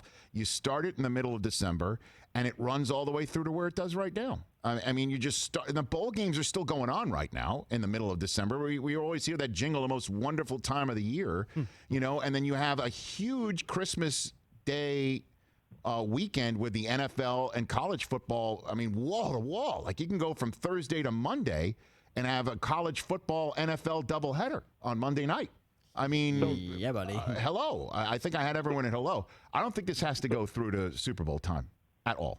No. So can I ask you a question then? Sure, if Patrick. I'm still on? You are still on, Patrick. You're on the air. This is going to be my only fair question to you. Have they all been unfair to this point? Ever since I came back to the country when I was a kid, and Michigan was the first helmet I saw on a football field. Okay. Why do you think Michigan has been caught in the rut that we've been caught in that would force us, that would force the Big Ten, and I do mean the workforce, that if we were to be that number 2 team but have 3 losses in the Big Ten, that we wouldn't get in at large. Okay, Patrick, now I have to have Michael hang up on you. But thank you for the call. No, I'm just kidding. Did you really hang up on him? I did. Oh, my gosh. You can't do that for me. You can't fake me out like that. That's true. You can't fake them out like that. Fake me out like that. Sorry. I'm like a goalie. Look, Michigan, I'd spit truth here. 3 losses, Wisconsin, Penn State, and then you lose to the Ohio State like that. Why should you be the 15 seed or 16 seed when we just saw what you do against the 2 seed in your own house? Right? That's where the committee will just go, yeah, kind of a strike against you. Because you've got to create for television. It's a television show. It's a television show, It's a show. Which is why Notre Dame gets in, even though they don't deserve it. However, last year they deserve it over Suddenly Thursday's broadcast here on NBCSN, it's kind of like that picture in Back to the Future of Marty McFly. It's fading. It's fading. It's fading. I don't like Notre Dame. I'm sorry. I'm a Michigan guy. I'm the only one left in the picture. I watch Rudy hoping he pops a hamstring. I think I speak for all Michigan fans about that. Wonderful school.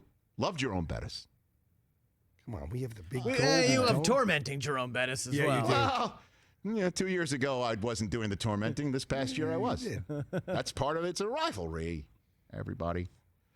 But now, in the reality of it, though, according to CBS Sports, Dennis Dodd saying that the College Football Playoff Management Committee, which apparently that's discussing all this, had a conference call with the Vice President, Mike Pence, today, and said there will be no college football until students are allowed on campus. Quoting Big 12 Commissioner Bob Bowlesby, who was on the call, "Our players are students. If we're not in college, we're not having contests." Our message was, we need to get universities and colleges back open, that we were education-based programs, and we weren't going to have sports until we had something closer to normal college going on. Dr. Anthony Fauci, as we all know, of the NIH, telling Peter Hamby via Snapchat, which I did not see coming, about the return of sports as a way of doing that. Nobody comes to the stadium. If you put players in big hotels, wherever you want to play, keep them very well surveilled. So, again, nobody's going out, breaking curfew and breaking the bubble because they want to go out for something. Have them tested every single week and make sure they don't wind up infecting each other or their family, and just let them play the season out. But we had Kyle Kuzma on earlier this hour, and he's like, oh, we have the same concerns as everybody else does. Right?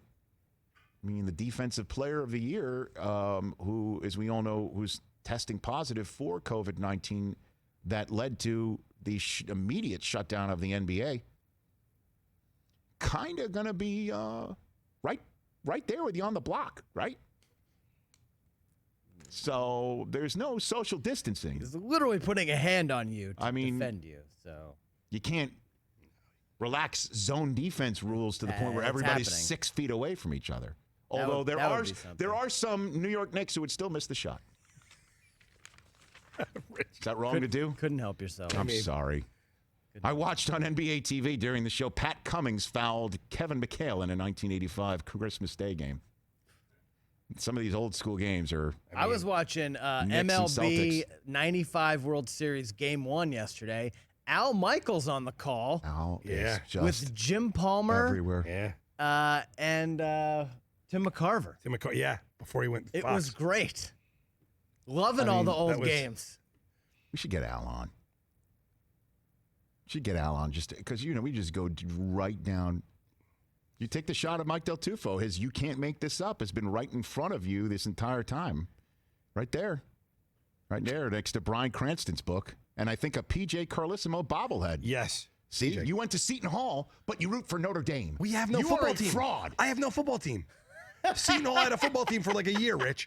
They had literally a year. I grew up with. I grew up with all you folks in New Jersey and in Manhattan, sitting there, Northern surrounding Jersey. Staten Island. There's no college football. There's Syracuse, Penn State, Rutgers, Notre Fordham. Dame. I'm not watching no- Rutgers. no. Come on, Scranton Knights. No. With all due respect to my friends in Piscataway. I love it. Exactly. Oh, boy. I want to thank Jim Nantz, Tony Dungy, Kyle Kuzma. Bill Barnwell was our first guest in our youtube.com/Rich Eisen show first hour stream. Tomorrow's show, Glaze is going to join us, our friend Jay Glazer. great. Yeah, because he's got some great MVP emerging vets and players stuff he wants to promote. On Friday's show, Jeffrey Wright of Westworld and also Daniel Jeremiah. We'll see you tomorrow.